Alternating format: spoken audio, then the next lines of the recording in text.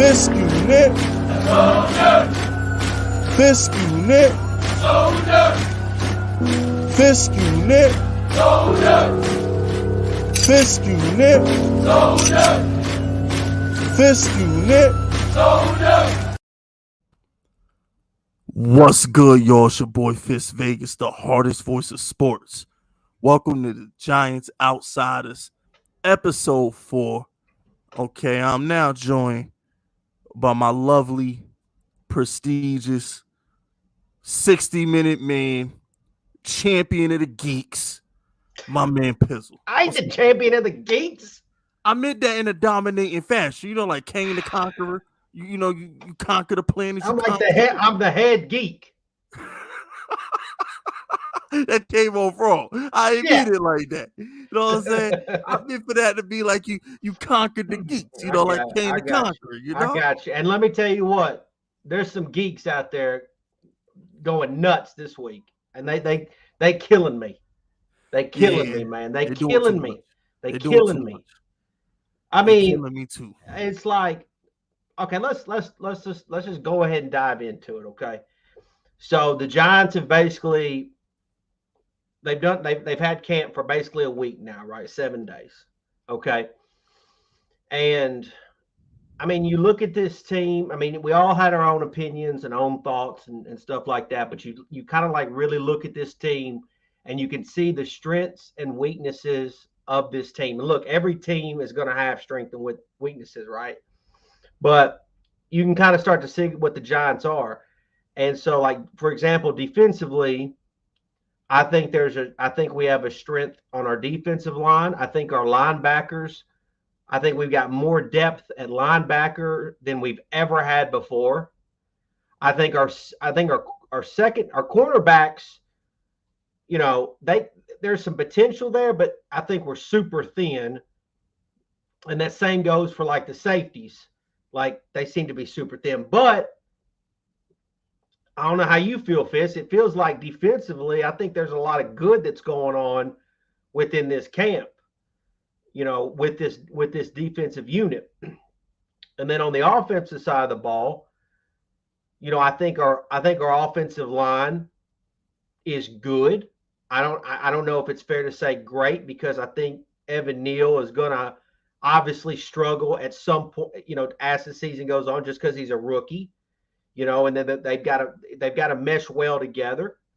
But obviously Andrew Thomas is a stud. I agree with you, Fisk. I think Saquon is about to have a nice season, a really good season.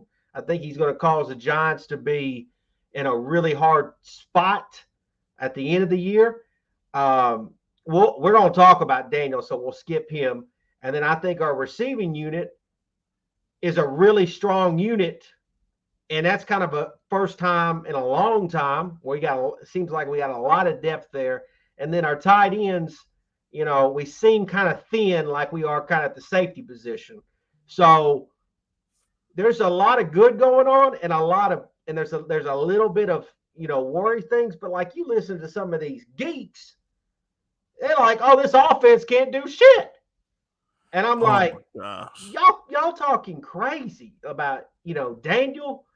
How do you like it's I don't know, I've been rambling on. I'll let you kind of go at it. I'll let you say how you feeling right now. But that's just kind of, you know, I can see it for myself. I don't, you know, some of these other geeks are like acting like the sky's falling or something. Yeah, and before I transition into my rant on the recent takes by these other content creators, shout out to my man Latin 08. He says, "What up, fellas? Tired of the New York Giants slander? Hit that like button." Yeah, y'all heard the man. Hit that like button. Shout out to Latin 08. And that's the thing too. The problem I had, Pizzle, is they can't wait to shit on Daniel Jones. Yes. They can't wait. Yeah, they can't. I don't want to interrupt you, Fisk. It's practice, Pizzle.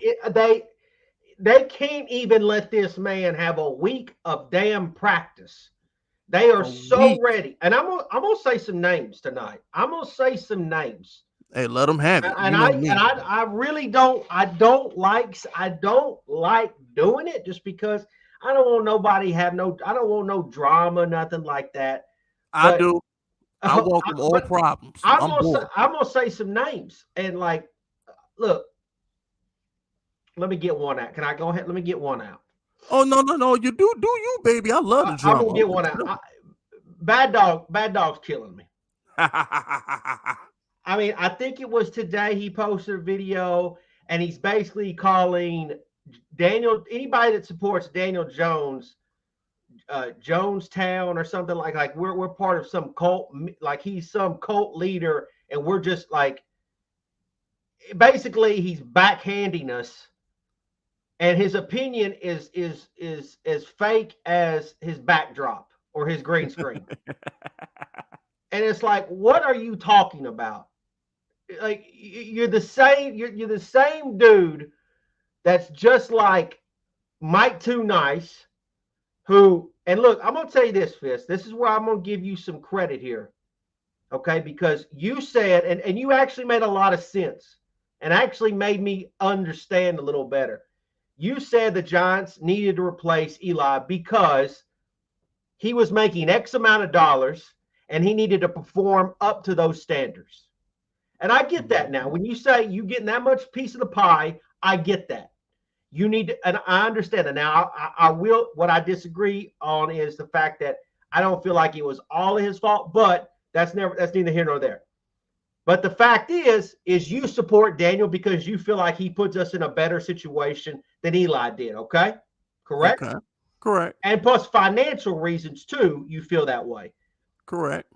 You take a guy like Mike Too Nice and both Bad Dog, both of them were clamoring to replace Eli because they felt like he was the problem. Okay, just like you did as well. So they were excited about Daniel, and then as soon as Daniel had a little bit of success, they said, "Oh, look, this is what happened. See, I told you."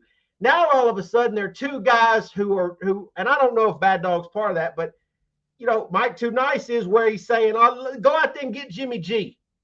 Oh my! He said that. You can go to that man's Twitter and he retweeted a GIF of Jimmy G after what was supposed to be a tweet from one of the beat writers saying that Daniel Jones had a bad day.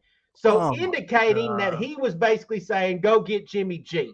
And so my point being is those are two content creators that said, replace Eli with Daniel. And here you are, Daniel is going through the same growing pains that Eli did for the first 4 years. And they're demanding, when does it stop, is what I'm saying. You can't always blame the fucking quarterback. You can't always just, there's sometimes you can't, first of all, it's hard to even find a good quarterback, a really good one. There's teams out here that still ain't figured it out. It's been decades and they still ain't figured it out. I mean, when's the last time Washington legitimately had a really good quarterback? Was he really good? Really good? Well, by their standards, he the best they had. Okay. By their standards, you gotta put that in quotations. By their standards. That's what. Okay. When's the last time Philly had a really good quarterback? McNabb. And he didn't even win shit. He didn't even win nothing. Didn't win a damn thing. They won with a backup. They really don't have. I mean, like, would you say? So if we're staying in NFC, when's the last time the Cowboys had a really good quarterback? Is it Tony Romo? Yeah, I liked Romo, but okay, but Romo never won anything, and Aikman did, but Aikman wasn't even all that good. He wasn't. It's just like, if you just look at the own NFC East, just the NFC East alone, forget all the other stuff. Man, it's all four of our teams have went years without having that great quarterback. I'm not talking about the Giants. I'm talking about the other teams. The Giants, obviously, I felt like Eli was a great quarterback, but these other teams, like, you can't. They don't just make them out of a microwave. Nah, they don't. And here's the deal, right? So as far, I don't know Mike Too Nice. All I know is he's fucking boring and nobody cares. Go away. Like, I'm just bringing him up because I kept receipts of Oh yeah, guys. no. I'm glad you I brought them up. I You know what kept I'm I saying? kept receipts of guys who wanted to replace Eli. Okay. And then I wanted to see how quick were they going to turn on the next guy. Okay. How quick were they going to turn? And were they going to be fair about it when they turned? And then you sit here and you see this year where it's like, okay, the team has said we're giving Daniel another year. And these people aren't even giving him a week. Because they try like, all right, so here's the deal, right? Birds of a feather flock together. All right, I made this point in my video the other day. Okay, so the thing is they cater to their base. All right, they cater to their base, and that's fine. The cool thing to do is to make fun of Daniel Jones. It's not just the content creators. If you go on Twitter, all the beat reporters, they can't wait to criticize Jones. It's just what they do. All right, it's the cool thing to do, right? Criticizing Daniel Jones is the cool thing to do. It is what it is. That's not where my beef is. They birds of a feather flock together. My beef is with Bad Dog. Okay, really? Dakota Jones. I just clicked on the damn video. Dakota Daniel Jones. You see it. Really? You lying now, Bad Dog? What fucking Colt? Who supports Daniel Jones other than like me and Cop Pizzle and a couple of our fans on Twitter? What's the problem? Why is it a cult? Why do you call it that? It can't be a cult because 90% of the fan base don't like him. What the hell is he talking about? Why would you call it a cult? What the hell is he talking about? Who support Daniel Jones? Somebody please let me know. But that's who really supporting Daniel Jones right now. Who? You're like it's crazy because like okay, so there is I don't even know what the percentage is. They're my fans and yours. That's what I'm saying. Well, what is the split though? What is the split? It's a 90 to 10% split. That's it. That's the split. That's pretty damn aggressive. Okay, but like, is 10% really a cult number? But here's the problem I have with that. Stop. All right. See, here's the thing. I'm the king of making enemies out of thin air. It gives me a reason to be a bully. All Bad Dog is trying to do is stir up some shit where there is none. He's just trying to get people to, what's the word I'm looking for? He's just trying to start some shit. Not with me or you, but I'm not even saying this because I have anything against him. It's nothing against him at all. I'm not taking anything personal shot of him at all. This is not a personal, but when I see something like that, I'm like, why is that even being, what is that head? What is that? It's creating something out what of are you talking It don't about? exist. What cult of Jones? Who? Where's Jones? That's almost like I will say this. There was I do believe in, and look, I supported Eli, and I will always say that I did. I will say that I think the Giants did hold on to Eli a year longer just because of the fan base. I mean, when Geno Smith got put in the game, that was Ben McAdoo. The fan base ran McAdoo out just because of probably that. You don't bench Eli for Geno. And so my point being is that is legitimately, maybe you could say, the cult. But not Daniel Jones. Daniel Jones. Yeah, but here's the deal. At the end of the day, all right, here's the deal. He's creating enemies. He's creating propaganda on his channel. All he's trying to do is validate himself for criticizing Daniel Jones. He's trying to make it seem like it's him against the world, but it's bullshit. Because if you go through his comment section, they don't fucking like Daniel Jones. So you mean to tell me you're gonna sit here because of one person, maybe two, if he's even telling the truth, DM'd him why you Daniel Jones had a good practice? Stop. That's fake news. There's no cult of Daniel Jones. That's why I'm saying it's as fake as the damn green screen. He's fucking lying. All Bad Dog is trying to do is to keep his content spicy. Don't believe no fucking cult of Daniel Jones. He might, if anything, that's a subliminal shot at me or you, or whoever random person who supports Daniel Jones. The only people who support Daniel Jones is me, you, and our fans. That's it. I can't think of one other content creator that has a positive thing to say about Daniel Jones with a straight face. But I can't think of one. Here's the thing too, Fisk, is he has a bad day. He had a bad day yesterday, which Fuck is his day. all up to then today reports are Daniel Jones had an amazing day, a great day. And it's like we talk like I remember like you're supposed to be a big sports fan, or he claims to be. Allen Iverson got on a microphone and said, "We talking about practice. We're talking about practice. That's what we talking about. We talking about practice." Pizzle, everybody want to be the bad guy. Okay, he's trying to be the heel right now, and it's not working. He's preaching to the choir of 90% of his fans. Most of his fans don't like Daniel Jones. So him creating this fucking narrative of the Daniel Jones cult, it might be a couple of my fans fucking getting on his nerves, because at the end of the day, who else? If you go to any other YouTuber channel comment section, who the hell else supporting Daniel Jones? Okay, so let me ask you this. Because it seems to me that a lot of them, it's like you said, they're just ready to go ahead and throw him on the bus. Okay, so as if Daniel Jones is the make or break of this season, he is the problem. What is truthfully potentially the problem that this New York Giants team is going to have? Hold on, Tom. I ain't done with the bad dog situation right now, because I'm not done with that. My final thoughts on the bad dog situation is this: don't let him fucking Jedi mind trick you into thinking Daniel Jones has a fan base. That's a fucking lie. Don't let him do that. That's what I'm saying. I don't like the term cult. Oh no, hold on, Pizzle. I don't care what he call it. He can call it a fan club. He can call it a gang. I don't care what he call it. Don't let him try and Jedi mind trick you into thinking that there's some kind of campaign against Bad Dog for criticizing Daniel Jones. That's a damn lie. That's a whole damn lie. If he put up a poll on his channel right now and he polled the fan base on do they need to draft a quarterback in 2023, or they think Daniel Jones is the future, his fans will vote draft the quarterback in 2023. So for him to come out here and act like he's being victimized for criticizing Daniel Jones, shut the fuck up.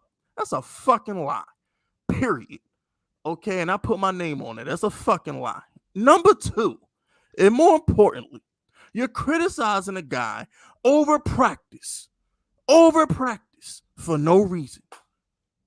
Think about what you're doing right now. You're criticizing a guy over practice for no reason because you have nothing better to do at the middle in July and August. And I'm not mad at you for that. Where I get annoyed at is the facade, the lie. Just say, yo, we ain't got nothing else to talk about. I'm gonna criticize Daniel Jones today because ain't shit else to talk about. I do it all the time. I call them filler videos. People on my channel know what I'm talking about. I do filler videos where I just vent about the team. Don't try and criticize Daniel Jones and make it seem like objective analysis, because you're fucking lying. You're criticizing Danny because you don't like the guy, and you haven't liked him since day one.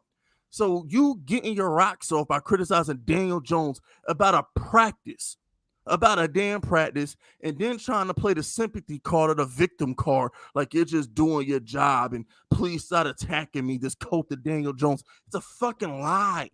What fans does Daniel Jones have? Who? I'll wait. And please show me that cult.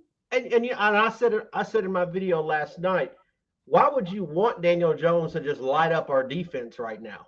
That would mean our defense stinks. Like, I mean, the fact that our defense is making plays is encouraging. And at the same time, if Daniel is struggling a little bit, okay, that's a good defense to learn off of when you go and play other defenses in the league.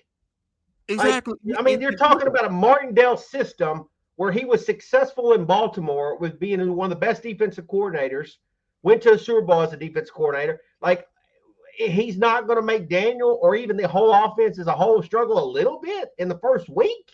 But the Pizzle, here's the problem. These people act like they've never installed an offense before. You're not supposed to be good at the offense day one. Or even in the first week.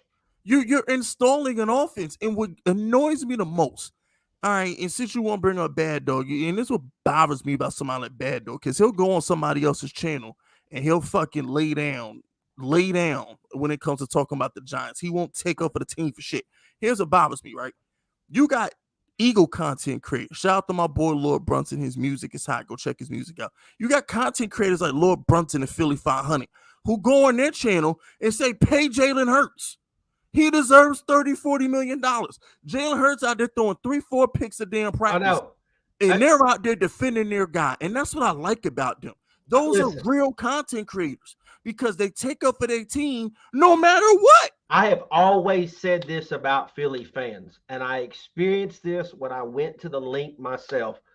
The thing about Philly fans is, yeah, they suck and they talk a lot of shit, but they support the hell out of their team. Support the hell out of their they team. Support the hell out of their team. Not Giants content creators, though. Giants content creators.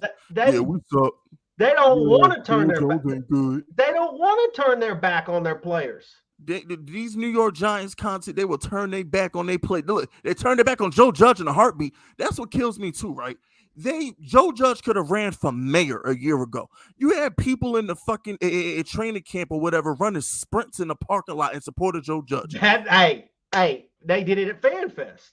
Yeah, and they got FanFest coming. Yeah, you're right. A year ago, these dudes they slurped. They hadn't ran in years. It looked like, and they were out there in a parking lot with other strangers running, doing a lap. In honor of Joe Judge, right? In honor of Joe Judge. 3 months later, when Daniel Jones got hurt and we sucked, what did they do? Oh, the Judge fault. We got to fire Judge. Judge is a bad coach. He's too hard. He's too much of a disciplinarian. Weren't y'all just running laps? Less than a year ago. Because Pizzle, here's the thing what they do. And that's what bothers me. That's what bothers me about is like they just they all dick ride each other. That's the problem. They hop on what's hot. They don't have their own opinions. They all sound the same. That's why you need me, you need Pizzle, because the rest of them sound the same. They sound the same. They piggyback off all of each other. Then they congregate together and they fucking dick ride each other and all agree on the same shit. There's no differentiation of the opinions. There's no splitting of the minds. They all agree on the same thing. The Giants are in the rebuild year. Daniel Jones is not that good, make or break season. Who are we drafting next year? The defense needs to be better. Brian Dable, Joe Shane said this is going to be a while. Don't get excited, Giants fans. We're in for a long rebuild. Who the fuck wants to hear that shit? Who wants to hear people talk about how fucking garbage we're going to be next year and we got to wait 3 or 4 years to be good? When you got Eagle fans bigging up Hurts who couldn't throw a straight ball if he was in a fucking tunnel, and then you got Carson Wentz sorry ass who couldn't beat Trevor Lawrence for a fucking playoff spot. The fans think he the savior. I want to give a shout out real fast because I want to piggyback on your point. There's a content creator named Rio Robertson. He makes content for Washington Commanders, right? Formerly known as the Redskins. And Rio I think he's a good follow, good YouTube channel. And he is so optimistic about Washington. He is so excited. He's at camp. He's so fired up. He can't wait. And I'm sitting there thinking, like, what in the hell would I be excited about when it came to the Washington Commanders? Facts. You know what I'm saying? But then I watch him and I'm like, okay, like you support, you all it, like this is cool to see. That's a real fan, right? That's a real, like this is cool to see. Like you are putting your balls on the table and you are saying, I'm all in on this team. I'm supporting this team. And you don't care if your balls get chopped off or not. And so, like, I respect that. Like, I'm like, okay, this is a good follow. This is somebody that I even though I don't like his team, I support who he's being. And that to me is what it's really all about. And so, like, here's the thing: if maybe he knows, for example, that Carson Wentz has some imperfections. Maybe he knows, but he's not going to highlight those imperfections to everybody on YouTube or Twitter. He's going to say what he thinks he can do. And that's what sucks. Who needs to make fun of the Giants when the content creators do it for them? Yes. Who needs to do it? Lord Brunson don't have to say nothing to us. You don't got to say shit. They already saying that. We already saying Giant content creators are buried the team for them. They don't even got to worry about this. And that's the thing, right? If you look at all these content creators, the Cowboy content creators support their team. Eagle content creators support their team. Washington content creators support their team. Then you go to the Giants. Oh shit, man. We gonna finish fourth in the division. It's gonna be a rebuild year. Hopefully we can get the quarterback of the future next year. You stupid son of a bitch. Well, that's what you watching the team for then. That's what's if you funny think the is team like, gonna suck, why the fuck you watching them? It's funny you say that because they do say, yeah, it's gonna be a rebuild year, but then in the next breath they tell you that Robinson and Tony are going to be a problem. Well, how is that going to be? How them two going to be a problem if you think Daniel Jones sucks and at the same time you think we're going to rebuild? How Tony going to be good if you don't like Daniel Jones? How Tony going to be good if you don't like Daniel Jones? Somebody explain that to me. How Wan'Dale Robinson going to be good if you don't like Daniel Jones? Somebody explain that to me. I know, like I can't even comprehend it. My eyeballs are going in two different directions, trying to understand what the hell's being said. They make me sick. But now let's get to these super chats real quick. And y'all hit that like button. We got 100 people in here. We should have 100 likes. Shout out to Donnie. Donnie says the Eagles are going to be more disappointed than they were in 2011 when they got Nnamdi Asomugha. Vic and D-Jax were nasty. Hurts and A.J. Brown are trash. I told you, Hurts couldn't throw a straight ball in a tunnel, bro. He couldn't. I appreciate Don actually putting something out there other than so damn sexual. Yeah. I appreciate him coming straight this year or to this week. He'll be back with something sexual later. He can't help himself. He can't help himself. Donnie's a 22-year-old pervert. He can't help himself. We've all been that age, Pizzle. We was young. In our, we was young before. Shout out to shout out to T Savage. T Savage says, I support Daniel Jones. Fuck anybody who don't. Giants outsiders for life. That's what I'm talking about. See, these are the people that Bad Dog talks about. You're not gonna get a super chat like that on any of these other content creator channels. You're just not. You're not. So when he says the coat of Daniel Jones, he might as well have just fucking said the Giants outsiders of the Fisk unit because I'm the only content creator out here bigging up Daniel Jones. Go and you too, Pizzle. Yeah, go to who else? Who else? I mean, I your boy Diggy. Diggy hate Daniel Jones too. I know. I just saying. Diggy can't stand Daniel Jones. I know. Shout out to Pandemonium. Remember, supporting Big Fisk is supporting small businesses. Listen, B Papa and H Cross gave some insight today. These practices are simulation. When DJ holds on to the balls because he's told to do so. Fuck. Let's make it Jonestown or a reality. Jonestown a reality. And that's the thing. Yeah, let's make Jonestown a reality. Thanks, Bad Dog. Thanks for the Jonestown trademark. I appreciate that. All right, I want to kind of piggyback on what he just said. I could sit back and I could say for myself, watching clips and say, yeah, I think Daniel might be holding on to the ball too long. But how do I know for sure someone hasn't told him that? What hasn't given him instructions? I'm gonna keep it simple for the people, Pizzle. You play Madden, right? Yeah, I play Madden. I'm gonna keep it simple for the people. When you labbing in Madden, right? When you trying to lab offense in Madden, right? I just want to keep this simple for the people because this is the best way I could break it down. When you get your friend and you say, yo, I want to practice this offense in Madden, do you or do you not tell him what defense to go into and this is what I want to do, this is what I'm trying to see, and you experiment? When's the last time y'all had you went into Madden and had a practice or a lab session with your homeboy and you lit shit up? There's been plenty of times when you do it just to see how long it takes for it to get open. Exactly. You experimenting on shit. You got to see what the receivers are going to do or how the secondary is. Like there's everything. Exactly. It's not just the quarterback. And Pandemonium, to piggyback off your super chat, Pandemonium, Brian Dable came out 2 months ago and said, I want Daniel Jones to throw picks. That's what practice is for. And he's supposed to throw picks in practice. That's what Dable said. And that was another thing, a report that came out that Dable said he wanted him, no matter what, to push the ball down the field. Throw an interception. Okay, just push it down the field. Let's just let guys get their work. Let them get their work. And another thing too, right? So forget Bad Dog for a second. All right, and here's another thing. Ain't nobody got no beef with nobody, but the bullshit get called when bullshit gets spotted. Period. When I see bullshit, I call bullshit.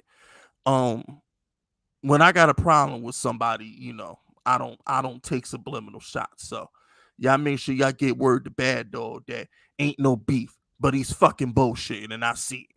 But on to the other idiot, Pat Leonard. That idiot want to go out here after the third day of practice. Cop, he want to go out there. We need to get Jimmy G. Mm-hmm. Oh my gosh, Daniel Jones look bad in the third day of practice. We need to do whatever we can to make cap space for Jimmy G. We need to start Tyrod Taylor. What? Huh? He just literally. He is literally the professional version of a troll. Like, he's just stirring up shit just to get a quote. Like, and this is like, it to me, it's like you're so uncreative enough to write your article, whatever garbage article you're writing it for, that you have to try to dig up some type of, drama where it's like the quarterback isn't performing to my expectations, quote unquote, some bullshit quote from the third day of practice. Yeah, the third day of practice. And thankfully, Dable kind of was like, yeah, this guy's a geek. Like, you could just tell on his face, like, this guy's stirring up. And luckily, he's kind of went through the ringer. He obviously was at Alabama for an extended period of time. He obviously has been going, having success in Buffalo. So, like, he's been kind of around the world a little bit playing, or on teams before. So he's probably seen it and done it all. And so luckily, he's not kind of falling into those traps. But that dude, that Leonard is just setting traps of just these little troll traps is all it is. Yeah, you could tell Dable wanted to bite his head off the other day at the press conference. I was like, even Dable's like, bro, it's practice. And I practice. I think too, 36 practices. What are we talking about? I think there's who was that? Who was the baseball player? Nick Castellanos that just kind of snapped at the reporter like a week ago or something. It's almost like some of these reporters now just want to see somebody snap at them. Basically, just to get that sound bite or that video clip. And it's they want to be famous, bro. Yeah, man. It's kind of like I'm not even gonna say Giants content creators. I'm saying YouTubers as a whole, right? Even when EDP was around, right? They will they will be over dramatic to everything. For example, right? EDP when they drafted Jalen Hurts. EDP went over the top when they talk about I'm gonna camp out in Howie Roseman's bushes and all this other shit, right? Or Giants content creators when they drafted Daniel Jones and they were just like over the top, pissed off and shit. It's like everybody want to be famous, man. It's like, shut up, be yourself. But I want to give you I want to give you an example. They were a lot of content creators, and ones that you've been kind of taught. They didn't even like the Wan'Dale Robinson pick. They hated it. Oh, they hated it. Yeah, they hated it. Then all of a sudden now we're a week in camp. They're talking about he's a problem. That's because here's the thing, right? All right, so this is what I know about New Yorkers, right? What are you talking about? This is why I'm happy I don't live in New York. I couldn't tolerate. This is what I know about New Yorkers. And it's not just the Giants. It's the same thing with the Knicks. It's the same thing with the Yankees. New Yorkers are very, very emotional. They're like very females. Emotional. They live on their periods. That's the problem. Like I equated the New York fan to a nagging bitch. You can't make her happy. You give her a credit card, it ain't enough. You cook her dinner, it don't taste good enough. You fuck her, you didn't do it long enough. She will find something to bitch about. That's the New York fan. The New York fan will find something to complain about. They can't help it. And then when they finally do something good, then they want to blow it up.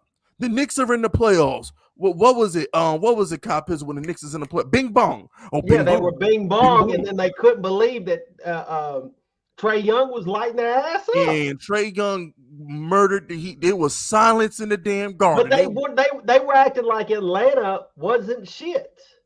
Like Facts. they were already moving on to the next round. And I was like, damn, Trey Young's not that New bad. Yorkers, I tell you what, that's the funniest thing about New Yorkers. When they are on your side, you are God's gift to whatever sport you playing in.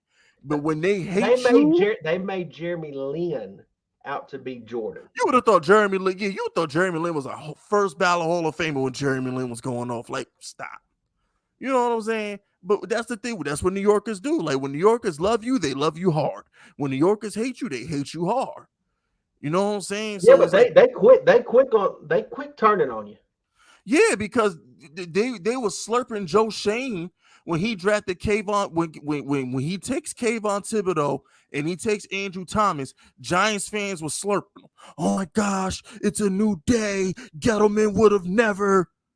30 minutes later, oh, we drafted Wan'Dale Robinson. Oh, Joe Shane don't know what he's doing. Yep. He ruined everything. I Yep. can't believe he did this. Like, oh my gosh, bro. And honestly, when you look at the draft, anybody's grandmama could have drafted Thibodeau and Neal.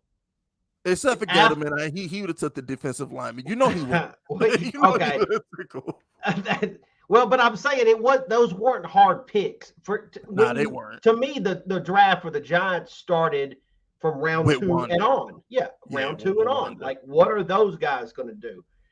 So when they picked him, there was people that were saying like, oh, he and I remember watching him at Kentucky thinking like, man, this dude is like, he's shifty. A one-man army. Yeah, and then all of a sudden now they're amazed at what he could do, and it's like, how could you? He led the SEC in catches. The fuck you mean you amazed? How could you even comment if you didn't watch him? Thank you.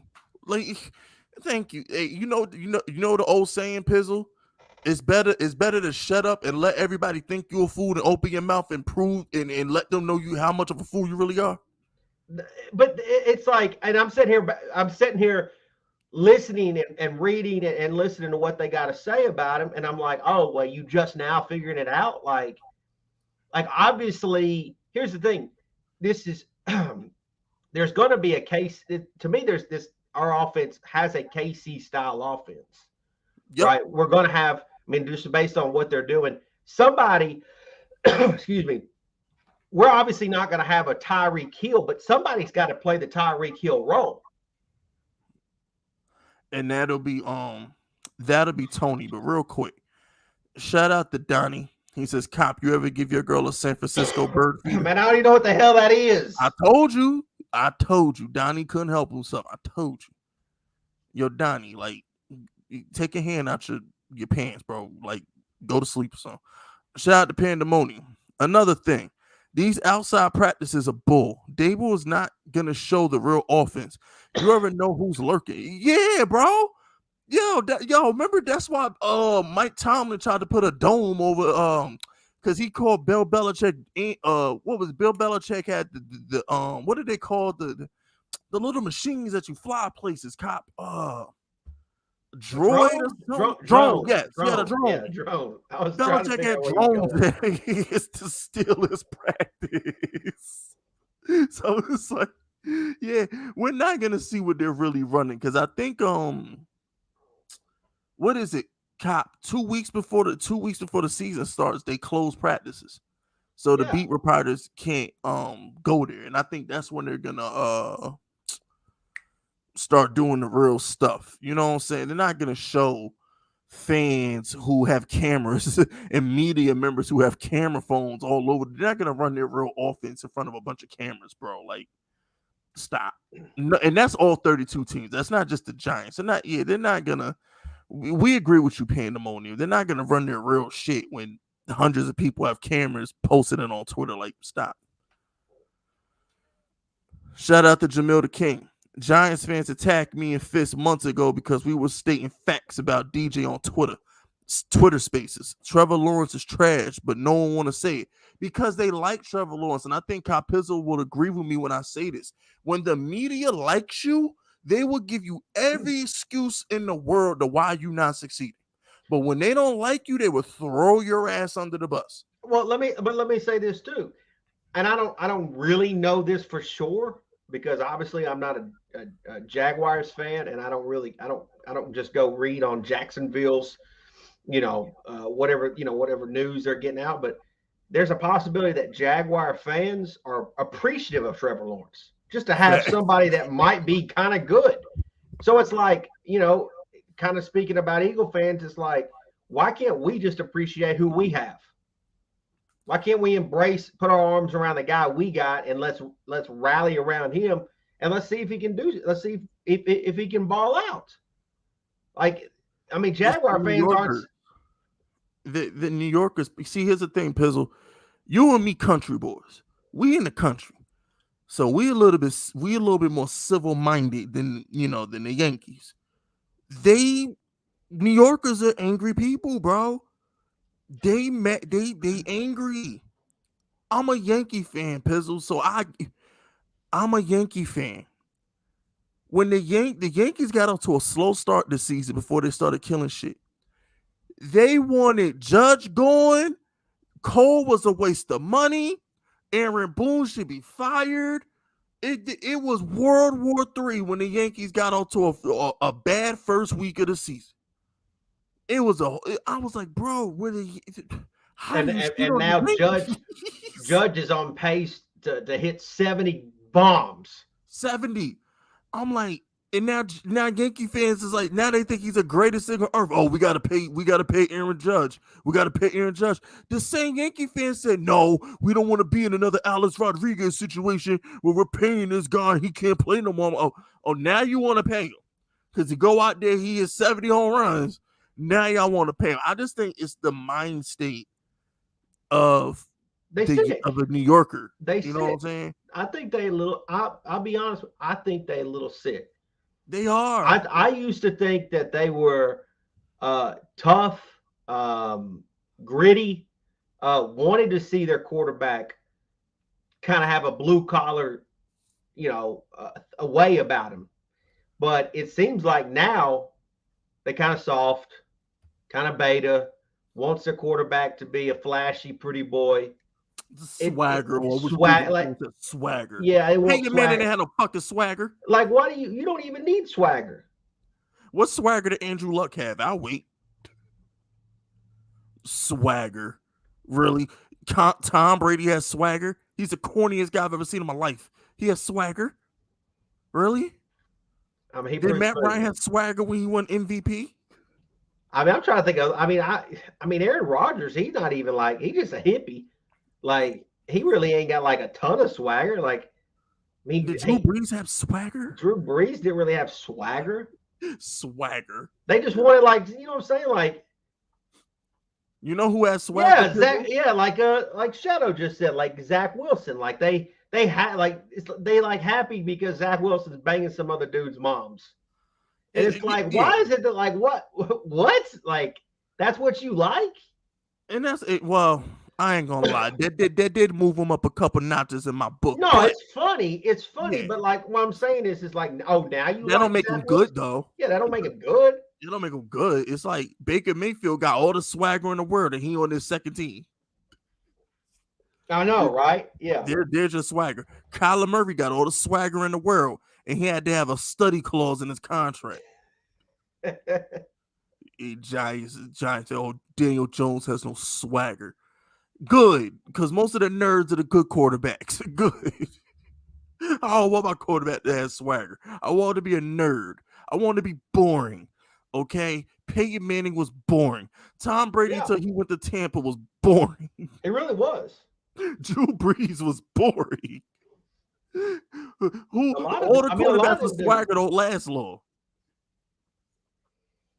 Cam Newton, how that turned out. Baker Mayfield, how that turned out. Like, come on, man. Like, Kyler Murray, how's that looking right now? Russell Wilson's the corniest guy on the planet. Like, stop with the swagger, man. Swagger. Stop. Shout out to Donnie, though. I would explain what Sanford. Oh, my goodness, Donnie. Oh my gosh, Donnie. Anyways, Andrew Thomas and Evan Neal are football Stanton and Judge. I like that. I like that. It's not bad. I like that. I can rock with that. Two giant monsters holding it down. I can rock with that.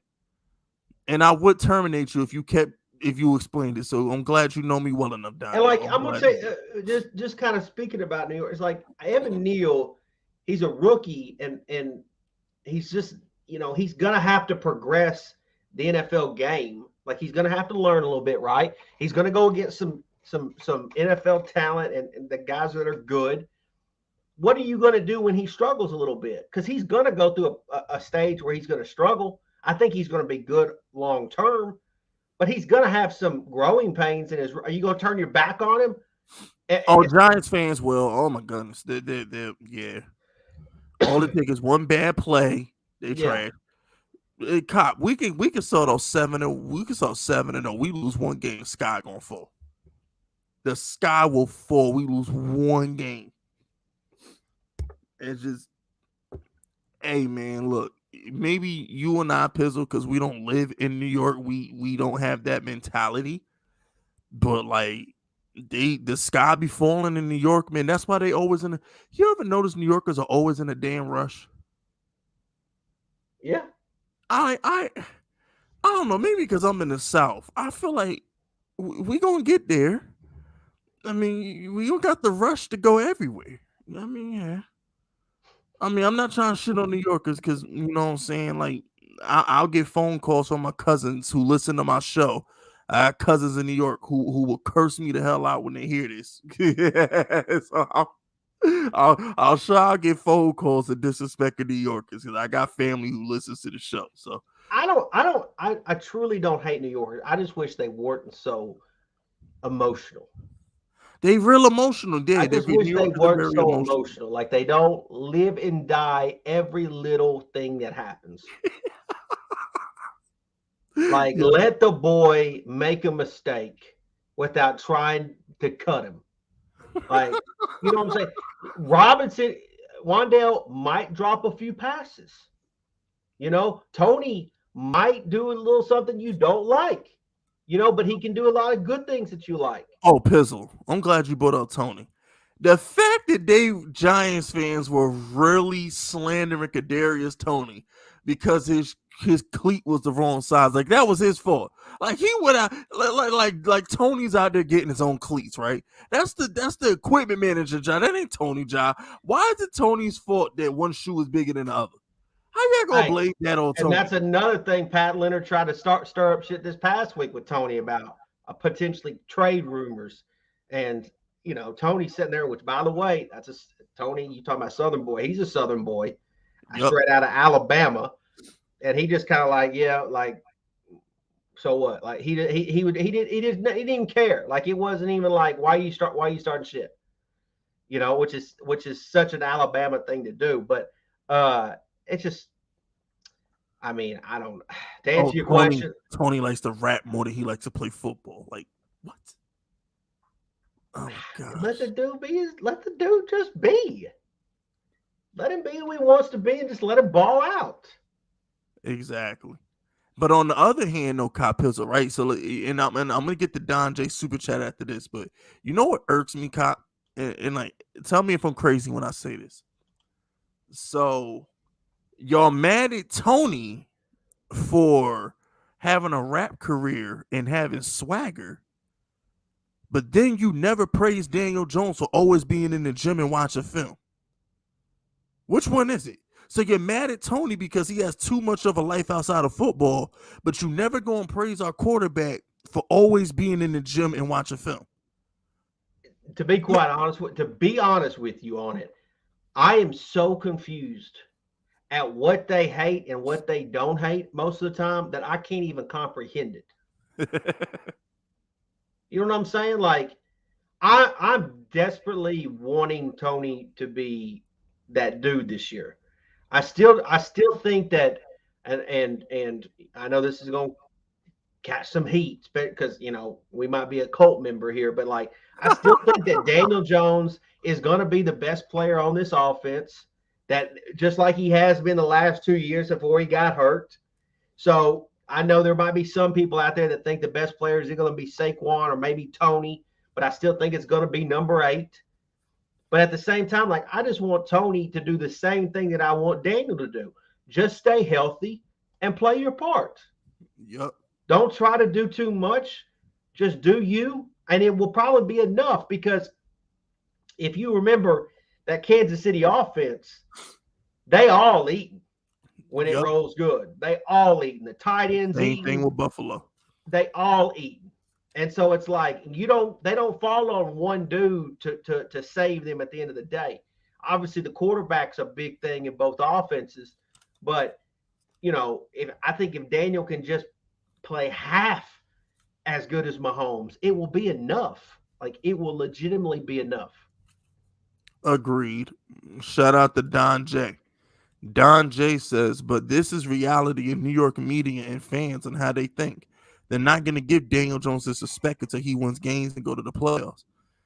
And that's fine. That honestly, but here's the thing: and if that's the mentality, Don, okay, like you got to go to the playoffs and you got to prove it. I get that. I can understand that, but subjectively, is it fair if he's? This is funny because if you're part of the bad dog crew, we're just making excuses for Jones, but it's like, is he getting a fair shake, or is he on his third coach in how many years? Does he have his running back with him? Is the offensive line actually good for once? Does he have some offensive weapons? Like you can say that they're excuses, but if they're legitimate reasons, why can't they be brought up? Why can't they? Why is it unfair to bring up things that might be holding Daniel Jones back? Because the cool kids like to make fun of Daniel Jones. It's not cool. People literally tell me I lose credibility by the day because I defend Daniel Jones. Like there's really people who will come on my comment section and say, this is why I can't take you serious because you defend Daniel Jones. This is why nobody likes you because you defend Daniel Jones. You sound stupid when you defend Daniel Jones. Well, I like being stupid because at the end of the day, I'd rather be stupid and root for my team than be some negative piece of shit who hates the team every damn day and never has anything positive to say. So if me being stupid equals me being positive and having something to smile about and cheer about in the middle of the summer when we're 0-0, then I'll be stupid and have no credibility because I don't want to sound smart and make y'all happy and criticize my team and sound negative because that's what y'all are telling me. Okay, let me ask you this question, Fisk. At what point, just to play devil's advocate, at what point would you turn on Daniel Jones to the point that you would start making videos or content in general saying we done with this dude? Like how many games, what would he have done? Like just what is the scenario in which you would say this is it? First of all, hit that like button. We're 150 people 1,000%. And we need 25 more likes to get to 100. So there's about 75 people in here who ain't hit that like button. Let's get us to 100 likes. There's no reason why we not at 100 likes right now. Hit that like button. But I'm never gonna turn my back on Danny. The video of me shitting on Daniel Jones, you're never gonna get it. You're not, and that's largely because I'm not gonna bury my team. Like, with the exception of a few players like Evan Ingram, Darius Slayton, I'm not gonna bury the team. Like, even when Gettleman got fired, right? When Gettleman got fired and Judge got fired, I specifically said that Judge didn't get a fair shake. Judge should have got a third year. I said Sherman should have got a third year. I said you can say what you want about Gettleman, The guy did give us Saquon. He gave us DJ. He gave us Ojulari. He gave us Xavier McKinney. I didn't shit on them on their way out the door. So if Daniel Jones doesn't perform to the best of his abilities, I can already let you know the narrative that I'm gonna run with is we fucked him over. We ruined the kid. That'll be the narrative I run with. It That I won't mean, be. I honestly, yeah. Now some people will judge him off of this year, but when you look at the totality of the team, our team wasn't ready for a franchise quarterback of anybody. There wasn't anybody that was just going to come in here and straight up just save us when the offensive line was trash, when you didn't have any offensive weapons. There you know what I'm saying? Like you could even Tom Brady, who might be the GOAT, was going to struggle with what the hell we were giving him. He wouldn't even accepted it. When he went to Tampa, he made them draft a tackle. He made them bring in Rob Gronkowski and give me Antonio Brown. Like, give me a Leonard Fournette. Like, he asked for, so he would have struggled. Like, that's reality. So I agree with you. Like, I think there is going to be a case that if it doesn't work out for Daniel, that you can say, yeah, the Giants kind of screwed him. And thank you, TJ. My birthday's tomorrow, people. So thank you, TJ, for wishing. Thank you for knowing that tomorrow's my birthday, TJ. I'll be 33 tomorrow. I appreciate that, TJ. Happy birthday. Thank you, Cop. Thank you for wishing me happy birthday, man. Tomorrow I turn 33 tomorrow. Double threes. Double threes, man. So I appreciate that. It's gonna be a good year. You know what I'm saying? It's gonna be a good year. But yeah, so like I said, Darius Slayton deserves when I shit on him. Evan Ingram deserves when I shit on him. You know, I'm not gonna bury Daniel Jones because at the end of the day, he's not. He did his best with the best. He did the best with what he had. He tried. You know what I'm saying? So if it doesn't work, it doesn't work. There's no need to bury him and say he's a bust and he stinks and he's trash. There's no need to do all that. You know what I'm saying? Like, for what? And like, y'all remember when I went on Chris and Jerry's podcast, the Giants Insiders, the two beat reporters for the Giants? What did I ask them? I said, yo, do y'all feel like Joe Judge got screwed out of a third year? Do you think he deserved that third year?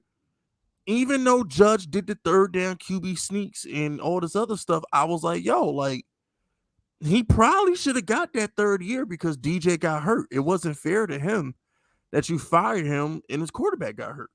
So I'm a fair guy when it comes to my team. I'm not gonna bury anybody just because I want to sound cool, because the cool thing to do in Giants community is be negative and bury people. Like, I'm not gonna do that.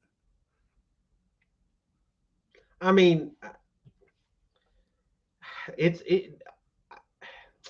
I didn't go into year 2 with Joe Judge thinking that, oh, this is going to be a make or break year for Judge. I'll say that. I mean, I thought for sure that he would be there for multiple years afterwards, but he just, I think, for sure lost me. But like, he completely lost. Month. Yeah, the last month he just lost everybody. How to Get Fired 101. Yeah, he really did. He did How to Get Fired 101. He really did. And a lot of what happened with Joe Judge is when you're in a position of power, all right, when you're in a position of power and you have to convince when you're in a position of power, one of the things you have to learn how to do is you have to learn when to push your narrative aggressively, and you have to know when to play the victim. Instead of playing the victim like Joe Judge should have, Joe Judge tried to be hellfire brimstone and stand on his message, even when Daniel Jones is hurt. Instead of ranting to the media about how great the Giants are, he should have played the victim. He should have said, listen, our quarterback's hurt. We're doing the best we can. It's a mess right now. We really miss Daniel Jones. Please bear with us. We're trying our hard. He should have begged for sympathy. And that's what he should have did. The new regime even showed you, like, they were thin at quarterback. They were thin, like because and that's why they went and got Taylor, because if Daniel goes down this year, you don't have such a drop off from Daniel to like Glennon. Nobody. Well, here's the deal. All right, I'm gonna That's a say something that's terrible drop controversial. off. I'm gonna say something controversial right quick. I ain't gonna like this.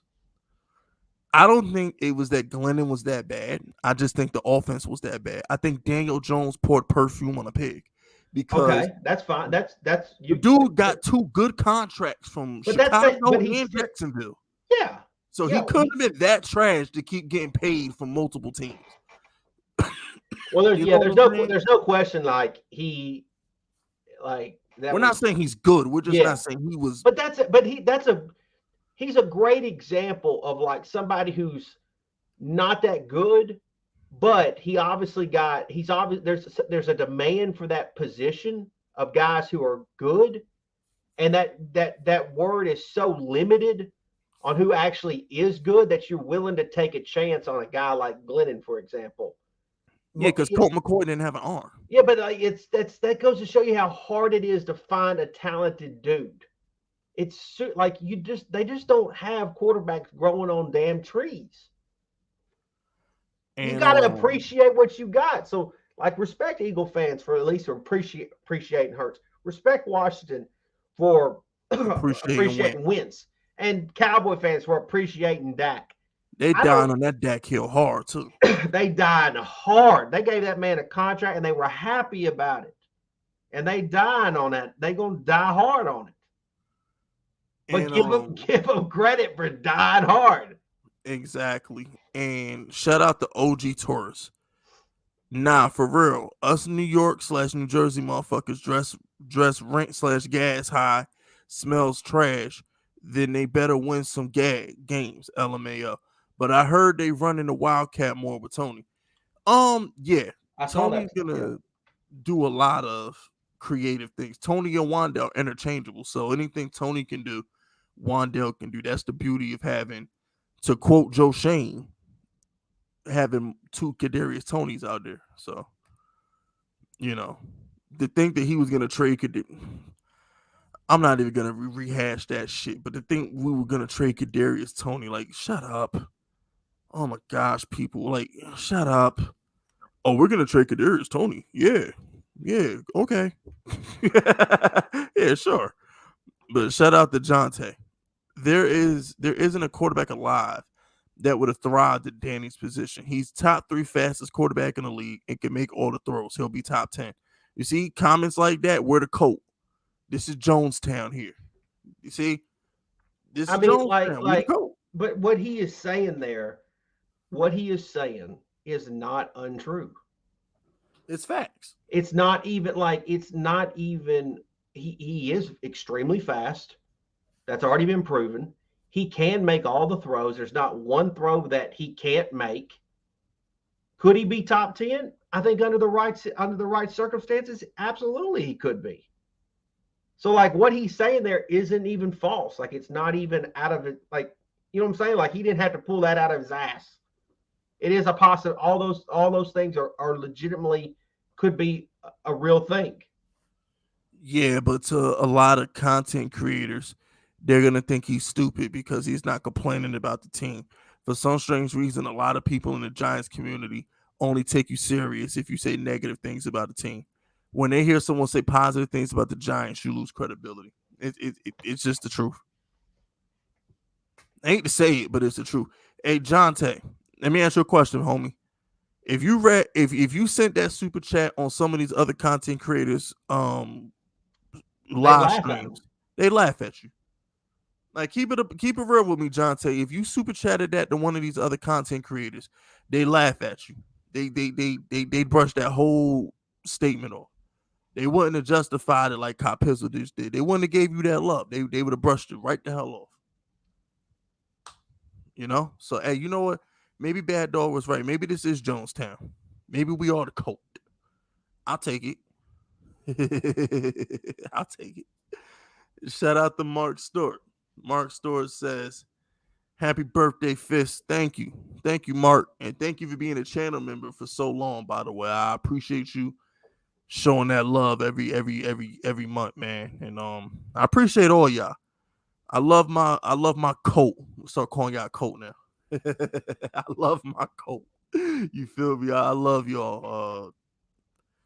Not good at the mushy shit. So y'all stay fisky and tough and keep hitting that damn like button. So to change off of Jones for a little bit, is there based on what you've seen, is there anything else that's been impressing you, in your opinion, on the Giants just so far? Like obviously a week into camp.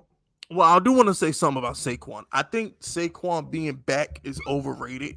I think a lot of what Saquon is doing is he has holes. Our offensive line's opening up holes.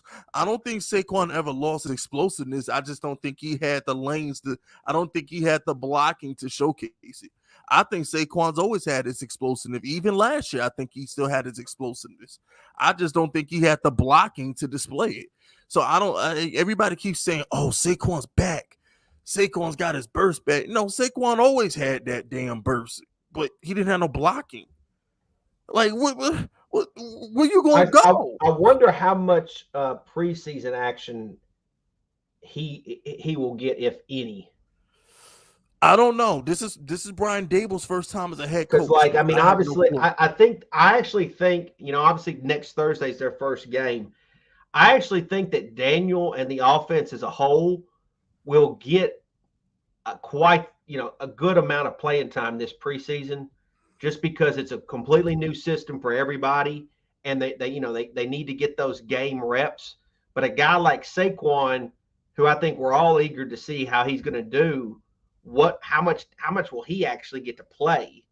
I have no idea, man. That to me is really interesting. But don't you think like you could see Daniel, for example, even as the quarterback, played a little bit more in the preseason just because of the new system? Honestly, I don't know. I really can't answer. I don't know. I think they're gonna know. I think they're gonna want to give these guys every chance to feel comfortable before the first game. Maybe, but a lot of people have been mimicking Sean McVay the past couple years and not playing people at all. I think they're gonna. He's got such a veteran group. I think Dable, if I had to put money on it, I think they'll play. I think they're gonna play the second game. They'll play the whole first half, and then they'll sit out the entirety of the third game. I think they'll play one good half. But still, like a full half. Yeah, I think they'll get that's a pretty high number in today, because I mean a lot of these guys they've thrown preseason out the window, like you said, with the Rams, for example, but for the Giants to basically say, hey, we're going to give you a whole half, like that's if that happened, like that would be a significant amount of time. Yeah, and I think that's all they need. Just give them a half in the second game, and then you sit them the third preseason game, because you need to see the people. You got to see the backups play so you can know who you're going to keep and stuff. I think that's the route they're going to go. Shout out to Jay. J7 says, what are all these content creators going to say when DJ has a good season? That's going to be tough. You know exactly what they're going to say. Yeah, they're going to slurp them. They're not. I don't think they're going to slurp them. They're going to defend themselves, and they're not going to give Daniel his credit. They're going to say it's all Joe Shane and Dable. Yeah, they're going to say Dable saved this man, is what they're going to say. They are not going to eat the crow on it. They're just going to continue to laugh at Daniel Jones when he does poorly. And when he does good, they're just going to say Brian Dable is the savior. Yeah, they're going to wait for him to fail so they can be right. I think that's what they're. They'll never. They've already made their opinion. They've already made their mind up. They're not gonna go against it. That's the one thing I've learned about today's YouTube or today's content creator. They will never admit when they're wrong. They will find other ways to go around it. You got Bad Dog creating fake enemies. Cult of Daniel Jones. He ain't got enough fans to have a damn cult. Well, seriously, I couldn't imagine even like I don't know, man. Like I don't know, man. I just the cult of Daniel Jones. He know he bullshit with it. Get the fuck out of here. Shout out to Jonte. Jonte says, OMG, they would have dragged me. LOL and happy birthday, Fist. Hashtag Fist unit. Yeah, exactly, Jonte. Like I said, you come to this channel, PSA to all the Giants fans around the world. You could come to the Giants Outsiders and be positive. You feel free to be positive on my channel. You never have to worry about us bashing your opinion, laughing you off like you don't know what you're talking about because you want to be optimistic. We will never shame you for being a fan. The whole point of being a fan is to root for your team, right or wrong, Kyle? That's the idea that I thought it was. Yeah.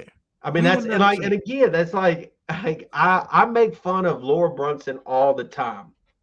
I make fun of him all the time because to me, like, it's funny because I swear he's more. I know he's a diehard Eagle fan, but you would swear that right now he's more of a Hurts fan than he is an Eagles fan. He's invested. Yeah, he is so personally invested in Hurts that if Hurts like went somewhere else, I don't know how the hell he doesn't go with him. But the fact is, like, I respect the shit out of that man for supporting his dude. And it's like, man, what's wrong with that? Like, that's literally. There's nothing wrong with it. I'm actually jealous. I'm like, man, because I'm out here supporting Daniel Jones, and people say I have no credibility. He out here supporting Hurts, and he got Eagle players buying Hurts season hats. I'm like, man, shut up.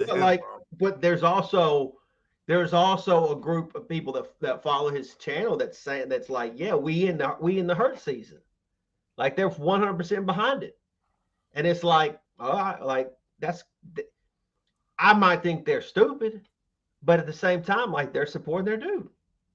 And the thing with the Eagle content creators that I like about the Eagle content creators is it's like they will form like Voltron when the season starts. They will make a unified front and they will support that team to the bitter end, man. Yeah. Those Eagle content creators will support the hell out of their team. It ain't like Giants content creators where it's like, damn, one content creator is ranting about how bad the quarterback is. The other content creator ranting about the GM. This other content creator doing draft content. It's like shit.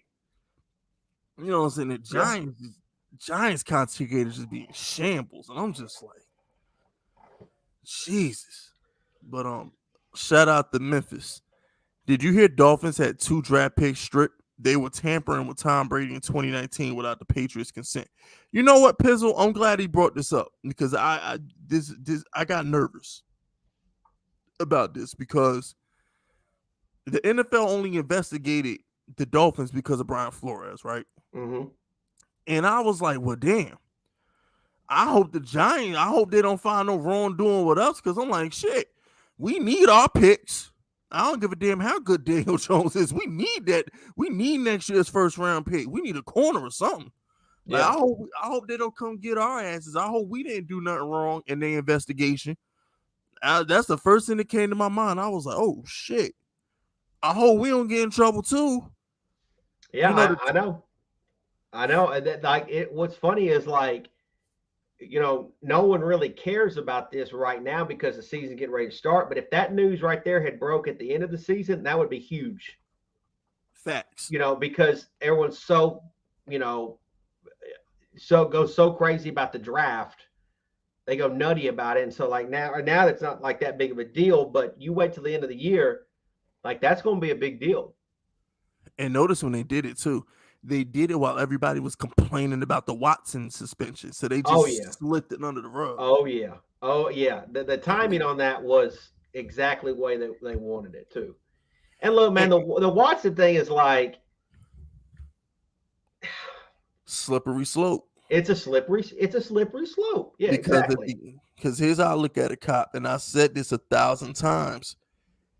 At some point, as NFL fans, stop being so self-righteous because it's. I'm gonna be honest with you. If a Giants player was about to get suspended 6 games and they ain't got no evidence on him to suspend him, I'd be pissed. Deshaun Watson got acquitted by 2 grand juries and a federal judge and settled 23 out of 24 lawsuits. In the court of public opinion, he's a piece of shit. In the court of the law, he's an innocent man. What exactly is he being suspended for?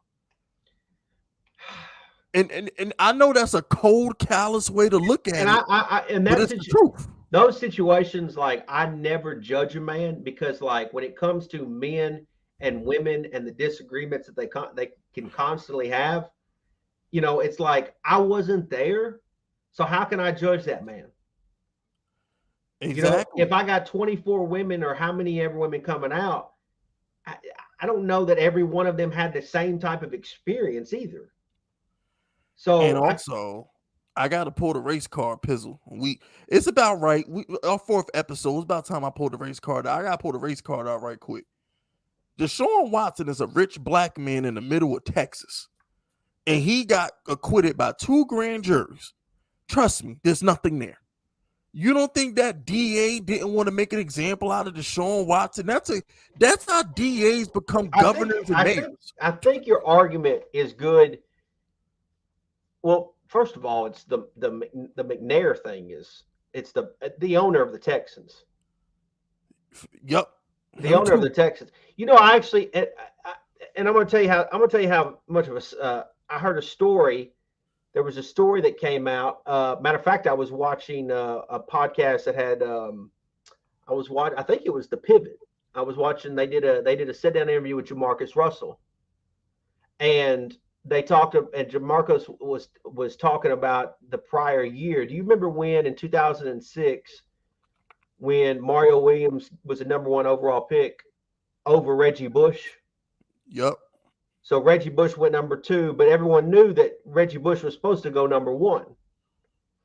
The reason why Mario Williams went number 1 over Reggie Bush was because Mario Williams was willing to take less money. Really? Yes, that's Jamarcus Russell. Oh, I didn't know that. Claimed that on The Pivot. So the point being is that owner of the Texans obviously instigated that. And the reason why Mario, because they didn't have the wage scales back then. They didn't have the wage scales, exactly. So he took, matter of fact, he took $7 million less to be the number 1 overall pick. And so the fact is that guy has a history of being a slime ball. The owner, I mean, he's had a history of being a slime ball. So the fact is that Deshaun wanted out. The organization, he gave all of his power to O'Brien, previously the previous head coach, and literally that dude ran the team into the ground. Watson wanted out. You know, his career was going nowhere with him. And then as he's wanting out, this obviously the owner is the one that leaked out this information to make him look bad. And yeah, I mean, that's why I'm saying we don't know. We truly don't know those situations.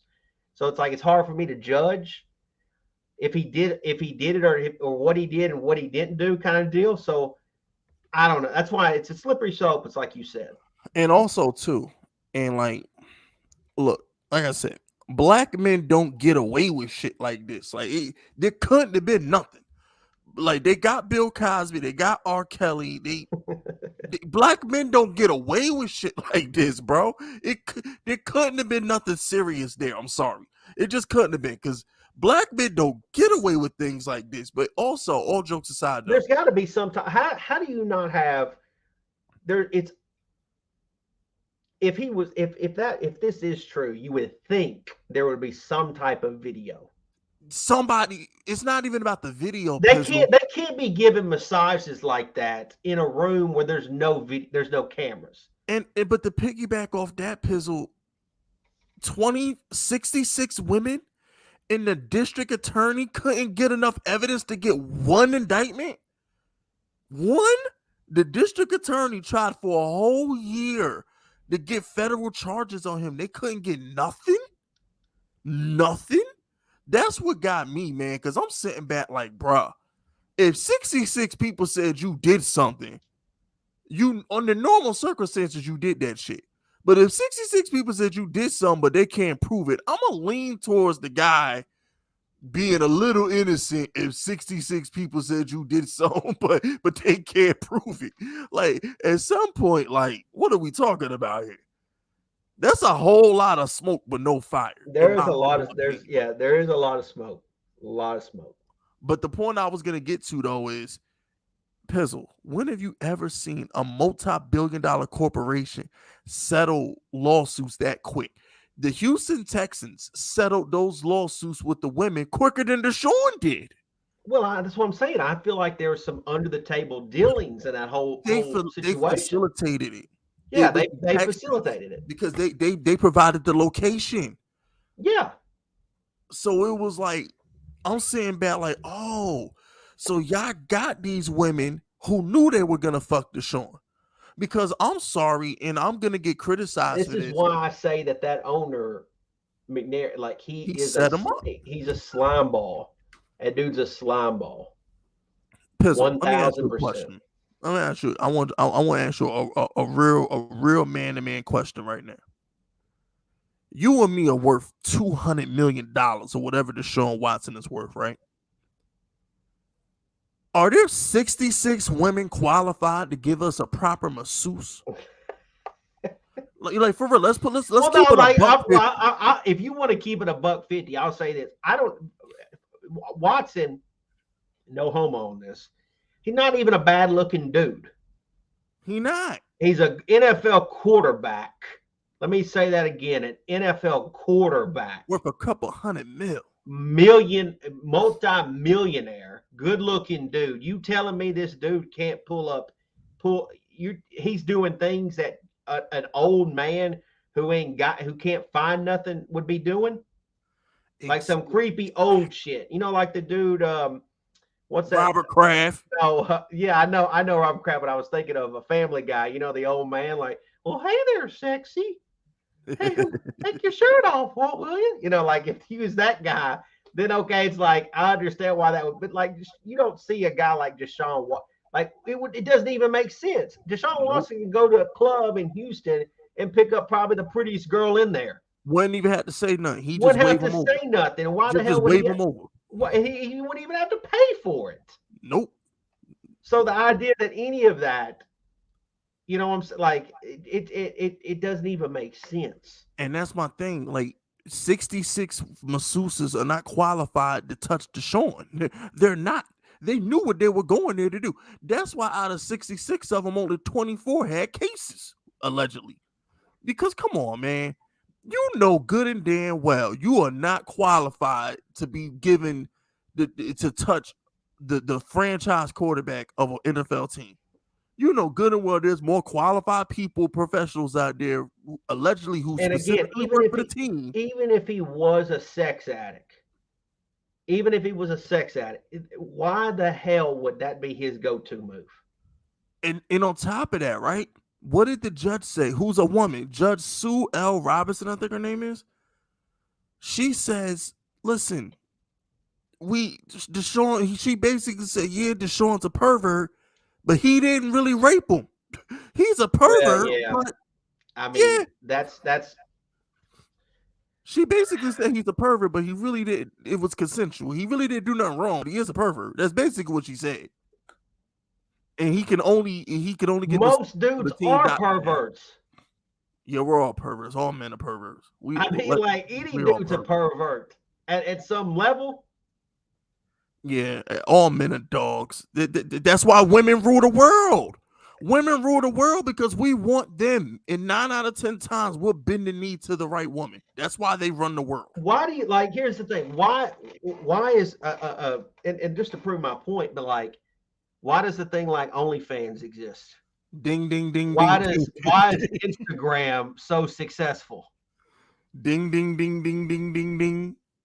You know what I'm saying? Like you got all these dudes throwing rocks at glass house. Like, you know what I'm saying? Like, all perverts. You remember the episode of Sopranos? Donnie's up in there. You see what Donnie's posting in here? Donnie probably gave his whole check to OnlyFans girls, but you remember the episode of Sopranos when Tony was asking where the money was, and he went to Silvio and he says, "Can you explain to them what businesses are recession proof?" And Silvio was like, you know, certain aspects of show business and this thing of ours. Yeah, I mean, And it's true. Yeah, it's true. You take a thing like Instagram, like you had to steal your pops' dirty magazine to see what you see on Instagram now for Oh free. yeah, we were old school. Yeah, we had the King magazines back in the Absolutely. days. The wrestling magazines had Sable and Tori Wilson used to be on the cover of the Playboy magazines back in the days. I never forget. I was on a school bus one time. I don't even know what grade it was. I was on a school bus and I had a friend say, "Hey," and then he slowly had something in his bag and he kind of just raised it up, just kind of let me get it. Like, "Hey, look what I got," and then he tucked it in his bag real fast. And everybody's like, "Whoa, let me see," looking like 6 minute geeks. Yeah. But it's like that's what. But Instagram is a thing now. You don't even gotta do magazines anymore. And let me tell you how old I am, right? I'm glad Pizzle brought up the school bus. Let me tell you how old I am. I'm so old that we had computer rooms back in the days. Not computers were like fancy, like computers with internet on them. 15 years ago, that was like, oh shit, right? In school, of course. I'm talking about in school. Like you had to take computer class or you had to go to the library. Like you had to really work hard to get a computer like 15 years ago, right? In school. So we would go to school and we would print out pictures of the girls. We would pretend we're doing like a classroom project, and then we would go to the printer and we would print out pictures of like half naked women or whatever we can get into on the school computers. That's what all the guys did. But that's what we all did it. We all went, we opened up our tab for the schoolwork, and then the next 2 tabs would just be hot ass girls. That's just men being men. Is what we do. Like, and we had to print the pictures out. There was no Instagram, like Cop Pizzle said. There was no Google Drive and shit. We didn't have Instagram when I was in high school. Nothing. And how old are you again, Pizzle? I didn't even have MySpace. Oh damn, yeah. How old are you again? I'm 36. Yes. Oh yeah, because you know what?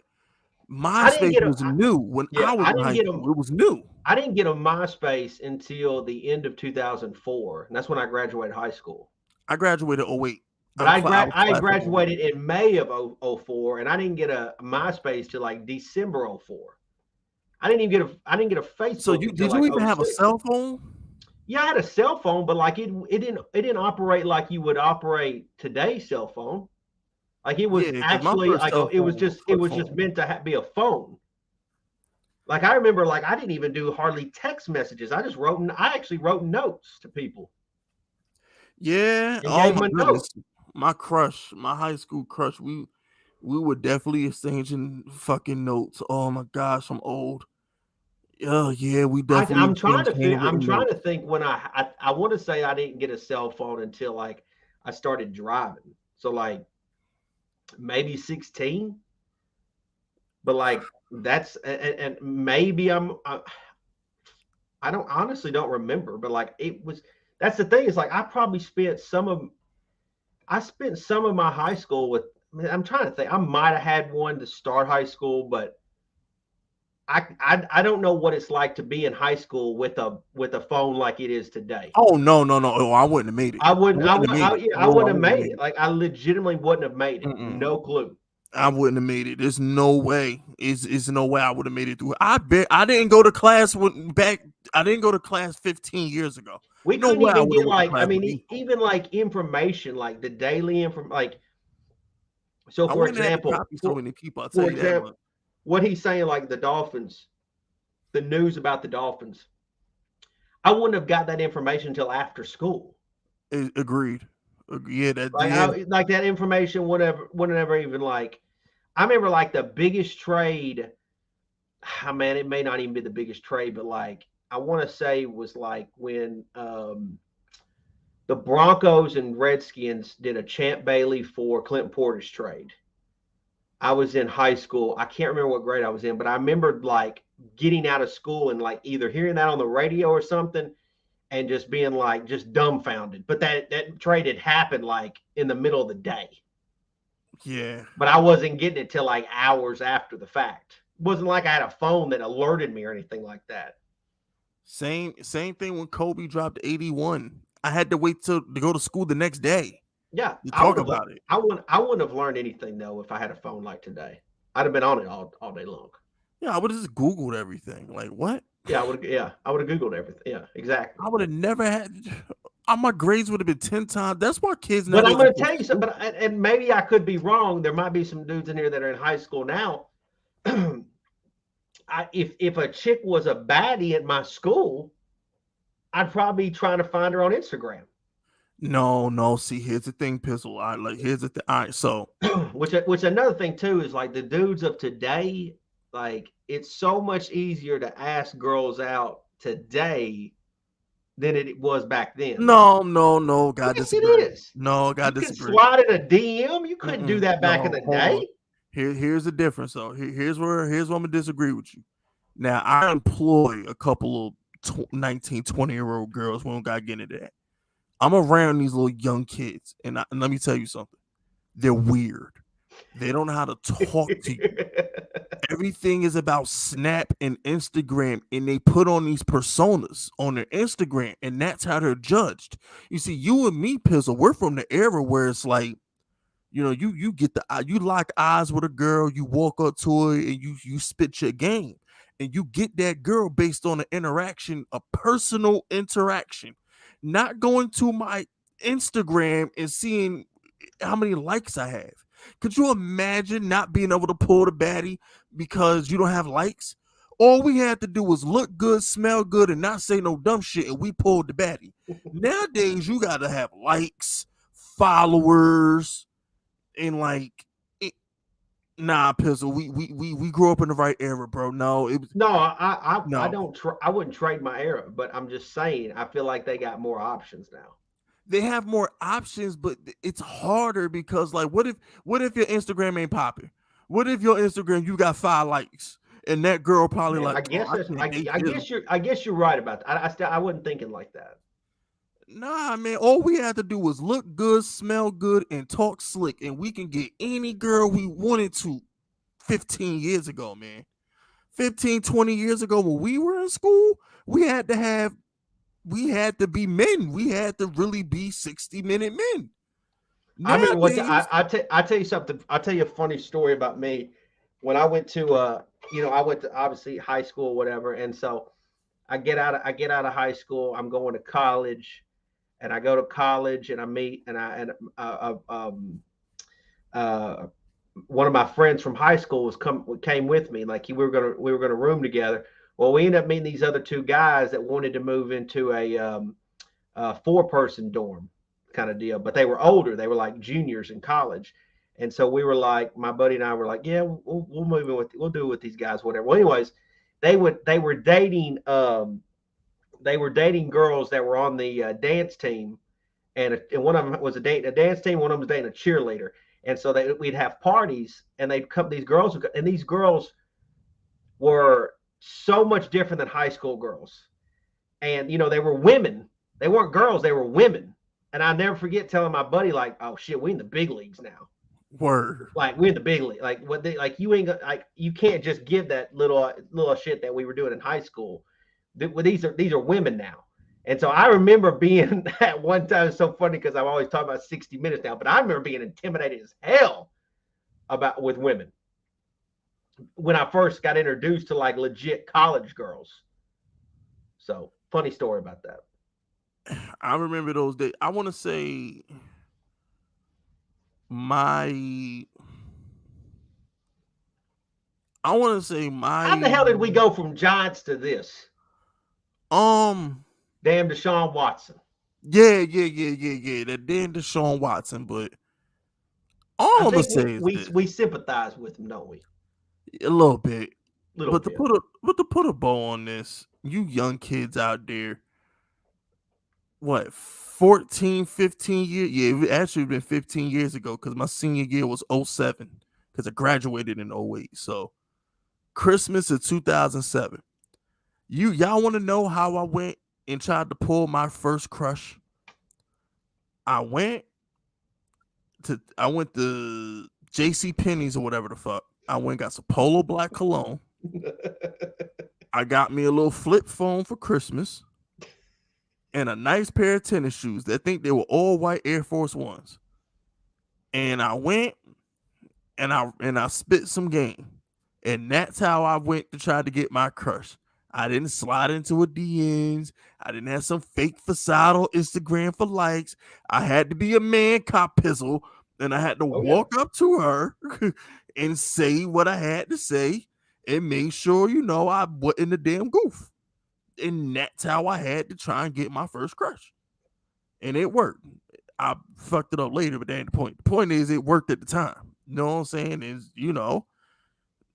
I don't know what I'm gonna tell my son 20 years from now. Like, go buy some likes, little dude. What the fuck you want to do?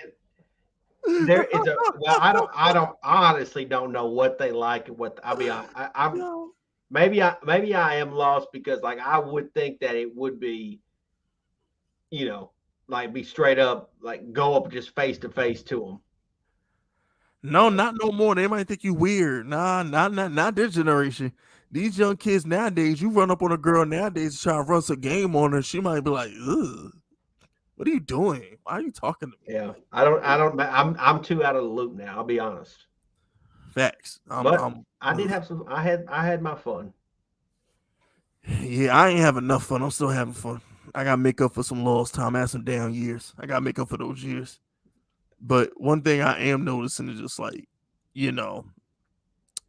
Daniel Jones, not even Daniel Jones. When I look at Kadarius Toney, I look at Wan'Dale Robinson or whatever. Maybe because I'm getting older and I'm at that age where like I see them as kids now. And sometimes, even in my content pizzle, I tried to be a little nicer because I'm talking about 20, 21-year-old kids. They're kids. They're really kids, 21. I know they have a lot of money, but they're kids. Let me spin it to you like this too.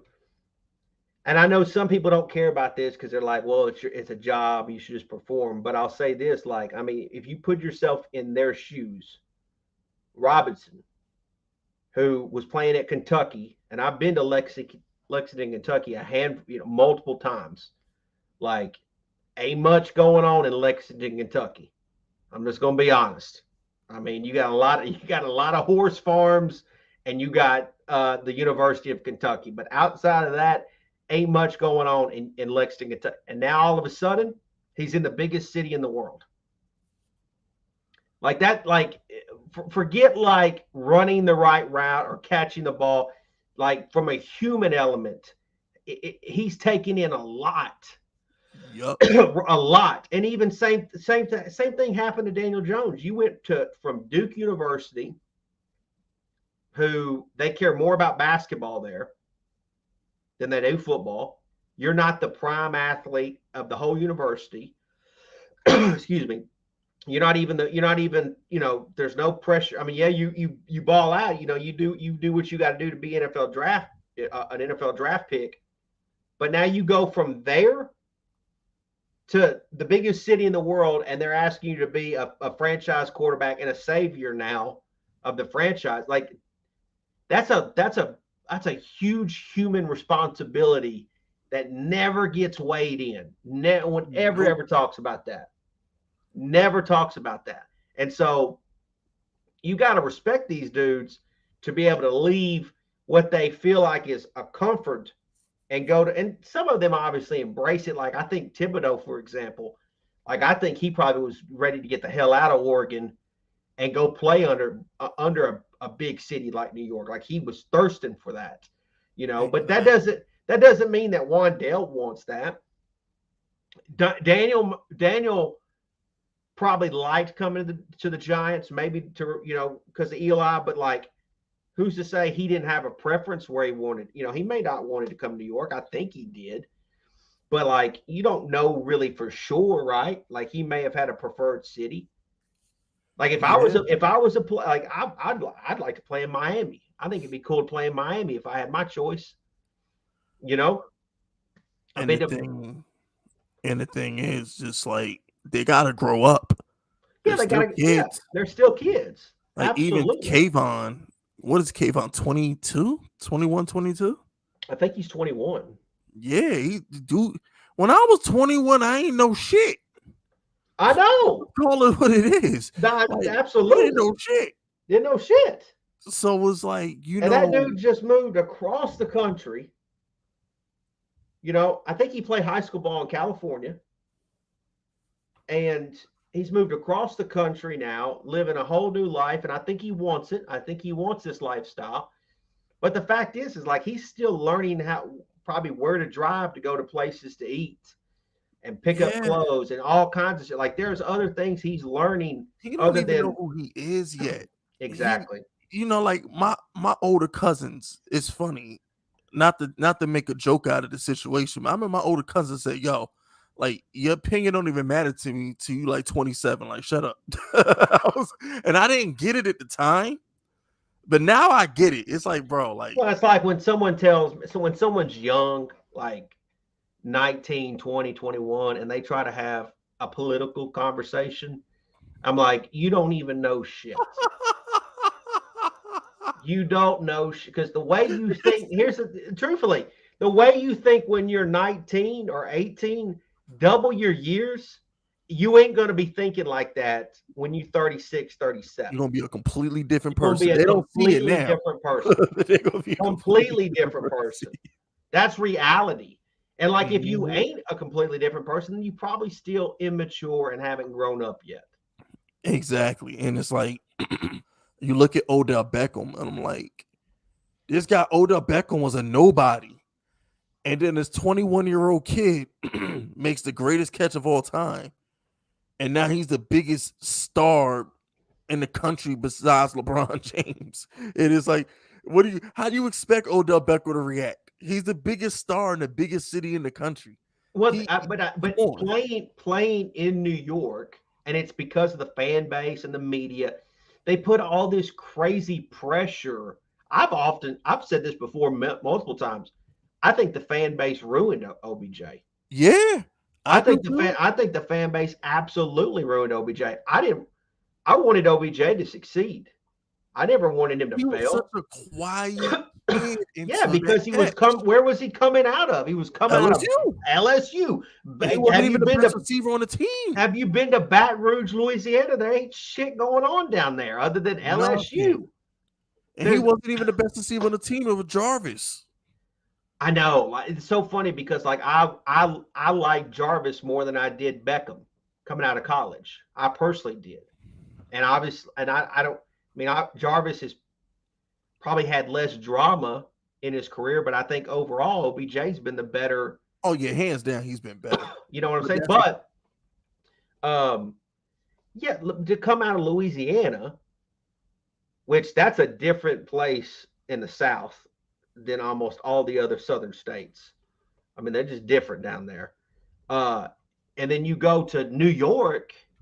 Of course, I mean, it's of course you're going to have a swing of change of who you are, and plus, not to mention here, some of these dudes are coming out of places where they didn't have no money, nope.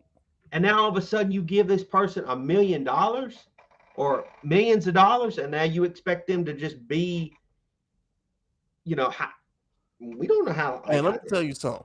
When I was dumb with my money at 30. When at 30 years old, I'm starting to make money, and I blew it on dumb shit. I can only imagine what I would have been like if I was making money at 21. You give 21-year-old me, I'm gonna be modest and say, give me $5,000 a month back in 2010. After the damn fool. Now multiply that times 200, and you got little 20, 21-year-olds walking around with 5 million in their pocket. You do I personally what? could. I personally couldn't imagine it. And I don't even know how I would be. I guess it would depend on like personally. I think it would depend on what city I would be in. I mean, if I'm a millionaire in Green Bay, I'd probably act different than if I was a millionaire in Miami. Agreed, but even Green Bay got women in clubs too. Oh, I know, I know they do. I'm just saying, like, I'd probably want to try, like, I don't know what I would do in Miami versus, I don't know how my attitude would be, but I I know will that. say this: women are my weakness. Women are definitely my weakness. If I was to get drafted by a team, Well, yeah, send women, me to like, Green Bay or Indianapolis or something. I don't want to say anything bad about women, but women can be leeches too, Yeah, and and be guess what? liars, and be a liar, be liars to a lot of these guys, a lot of these players. And guess what, Pizzle? We will know they lying and know they leeching and still keep them around because they fine as hell. 1,000%. And we'll cut a guy off if we find out he lying. There's a A reason why girl, there's a lot of man. players that got multiple baby mamas. Yup.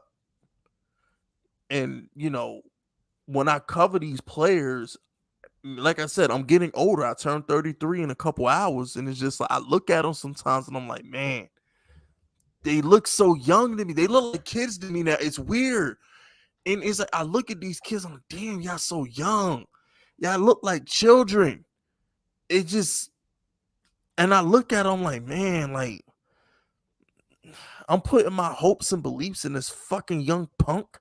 The Mm-hmm. fuck, and that's how I look at it. Sometimes I'm like, we're talking about football, at least in football, most of them are like 21 years old. You imagine Yeah, being an NBA fan, you got this little 18-year-old punk that you supposed your hopes and beliefs are now in the hands of Chet Holmgren. Like, what the fuck? yeah. This kid can't even buy a drink, and I'm supposed to go buy his jersey and pray he saved my franchise? Like, what the Yeah. hell? No, and I think sometimes that thought process, what you're saying, I think it bleeds into my content as well, where it's like I sympathize with the young guys and I try to give them as much time as I think is fair before I'm like, yeah, this guy's not going to get it done. Like, this guy, just not it's not going to happen.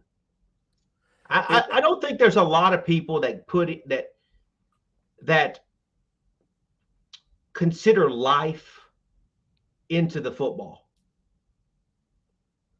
Consider, yeah, like, what a guy's going through, like what a guy's personally going through, and does that affect his play on the field? Now, obviously, it's his job. He has to be a professional. He's getting paid a lot of money, so he's got to go out there and do his job. But at the same time, like, he might just be genuinely unhappy. yep, You know, like Saquon may, you take a guy like Saquon. I don't. He might enjoy the bright lights of New York, but he also might be a guy that's like, man, I'd like to go play somewhere where it's just chill.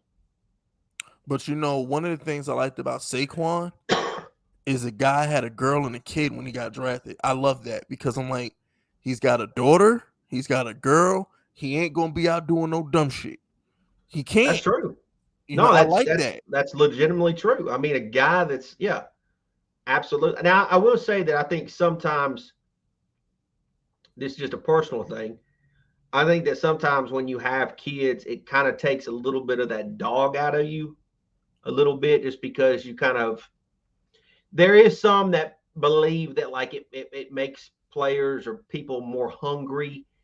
But I think that kids can also kind of soften you a little bit, where it's kind of make you a little bit more on, softer side, which is kind of true.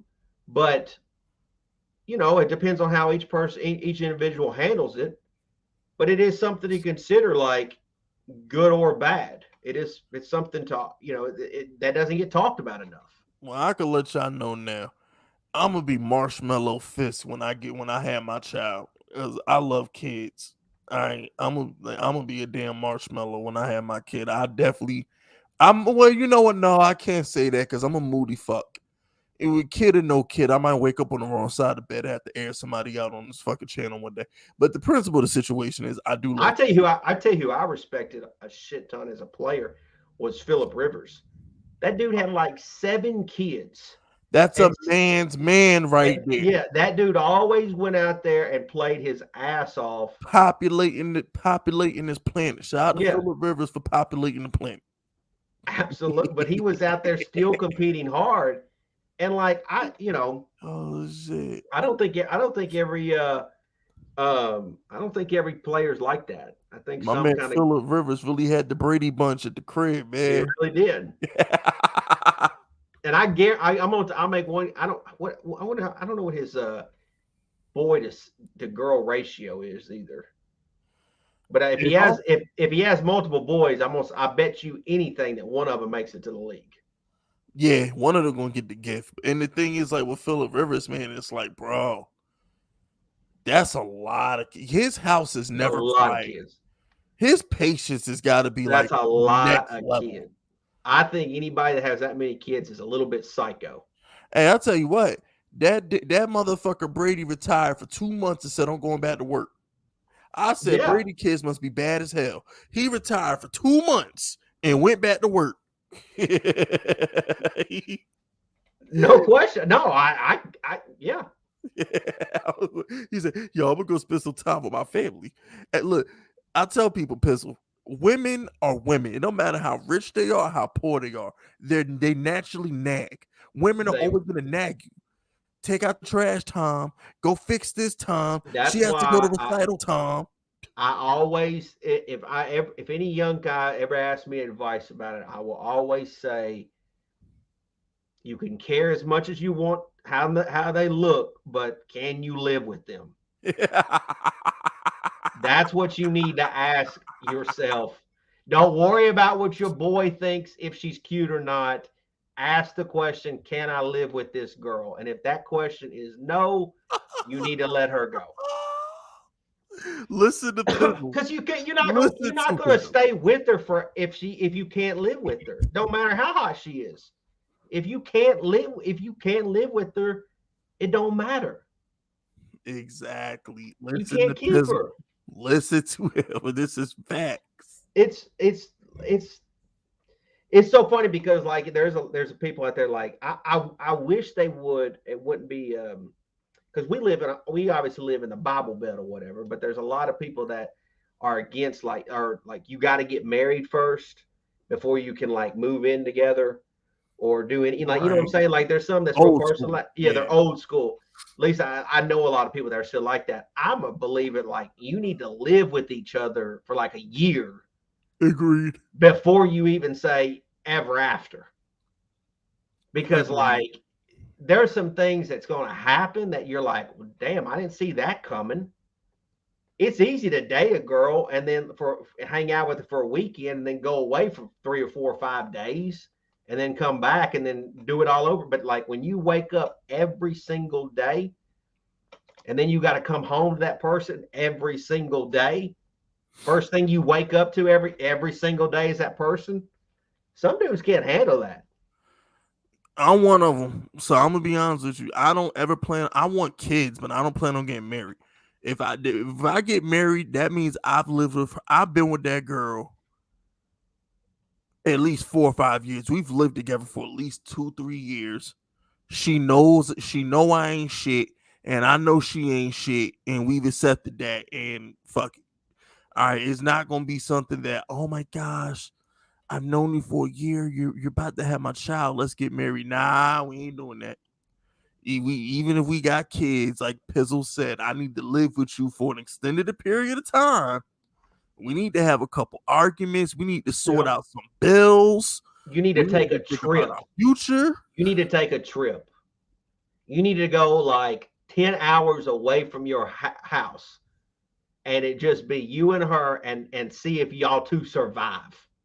Oh shit. You know how like you go to like somewhere, you go out, you leave your home and you too far away from home. You in an unfamiliar territory, you in foreign territory. You're not comfortable. You on the edge looking around like wondering what's what.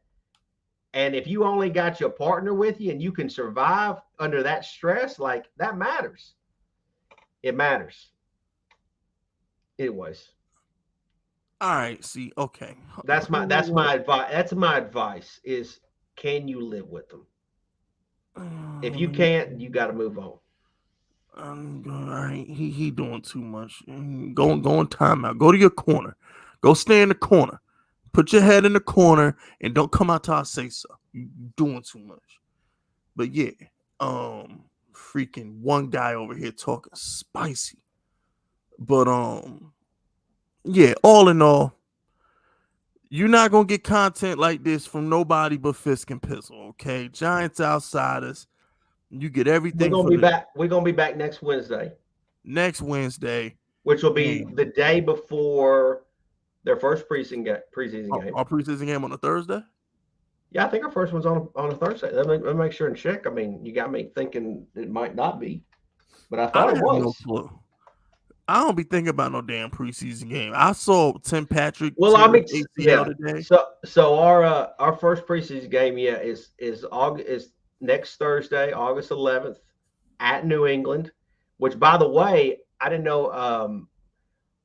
From my understanding, I think I'm right on this. From my understanding, all three of our preseason games will be aired live on NFL Network. Oh, that's what's up. Yeah, I think I'm honestly right about that.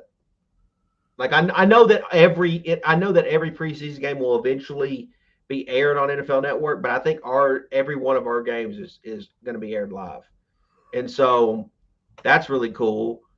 And I think I'm usually kind of like whatever on preseason games, but because all the new stuff that we got going on with coaches and coordinators, I'm really interested to see like the playing time and then kind of like I think there's a lot of sneaky guys on our roster that's making noise in camp, but I think they obviously they got to make it in the game too. I want to see that damn Bellinger play. That's what I want to see. I want to see Bellinger Bellinger, play. yep. I want to see Bellinger.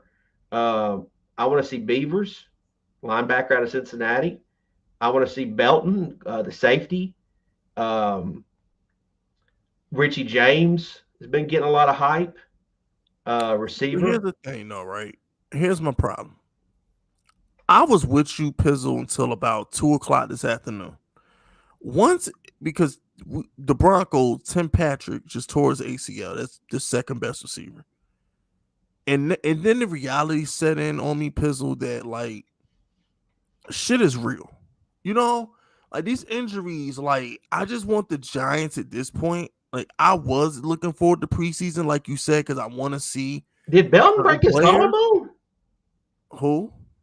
Belton broke his collarbone? I know his shoulder was in a sling. I don't know the extension of the No, injury, I but I know didn't he was know walking that. around in a sling. Why did I not see that? And you know what, one guy, He has a fractured collarbone. you want to see what I do when I'm in my feelings, one guy.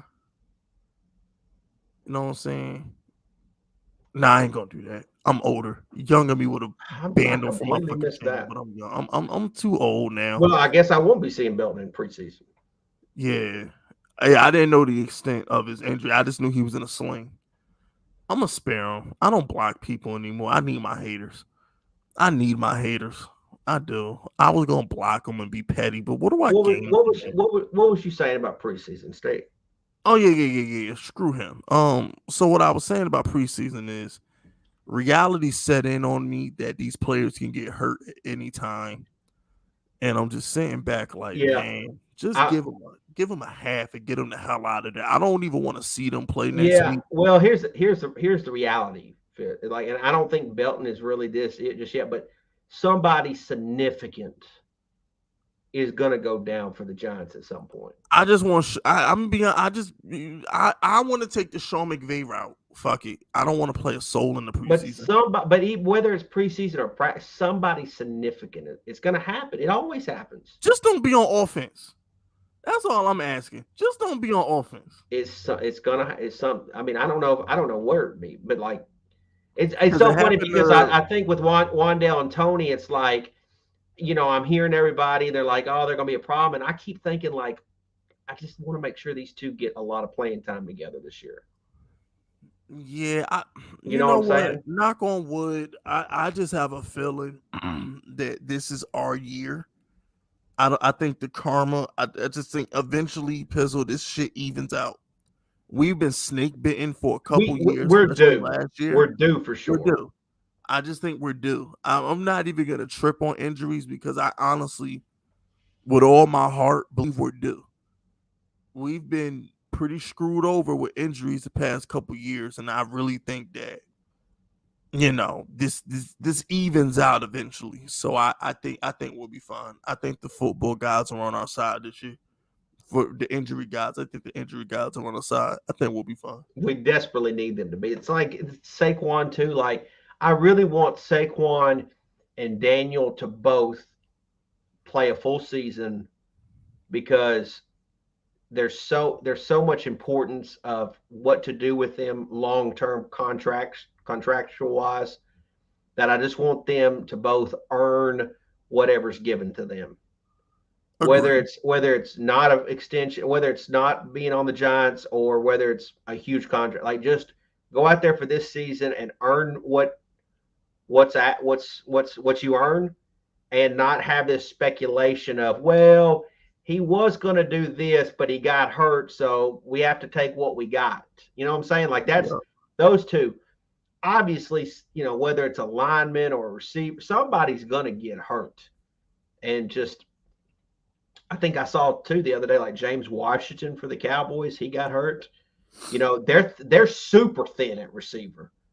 Pretty Cowboys much. are super thin. I mean, they got CD, and that's where it stops basically. And it's scary. It's something that every August. I'm with you. Like August is a scary month for football fans. It really is. Agreed, It's a man. scary, scary month because once the season gets going, every team goes through phases of injuries. This guy's getting hurt. This guy's getting hurt. And that's why I like the schedule sometimes can be a little bit of a lie to you because you don't know when you play that team what shape they're going to be in. Dak Prescott, not that I would want this, but like Dak Prescott could tear his ACL week 1, and all of a sudden you play the Cowboys twice this year without Prescott. Pretty much. You know what I'm saying? Like you never really know. So, And with all that being said, ladies and gentlemen, this has been episode 4 of the Giants Outsider podcast. Me and Cop Pizza will be back next Wednesday, 8 o'clock sharp. You got any closing comments? hey, just appreciate you guys watching. Appreciate the super chats. Catch you guys next week. And we up out of here. Y'all be safe, fellas.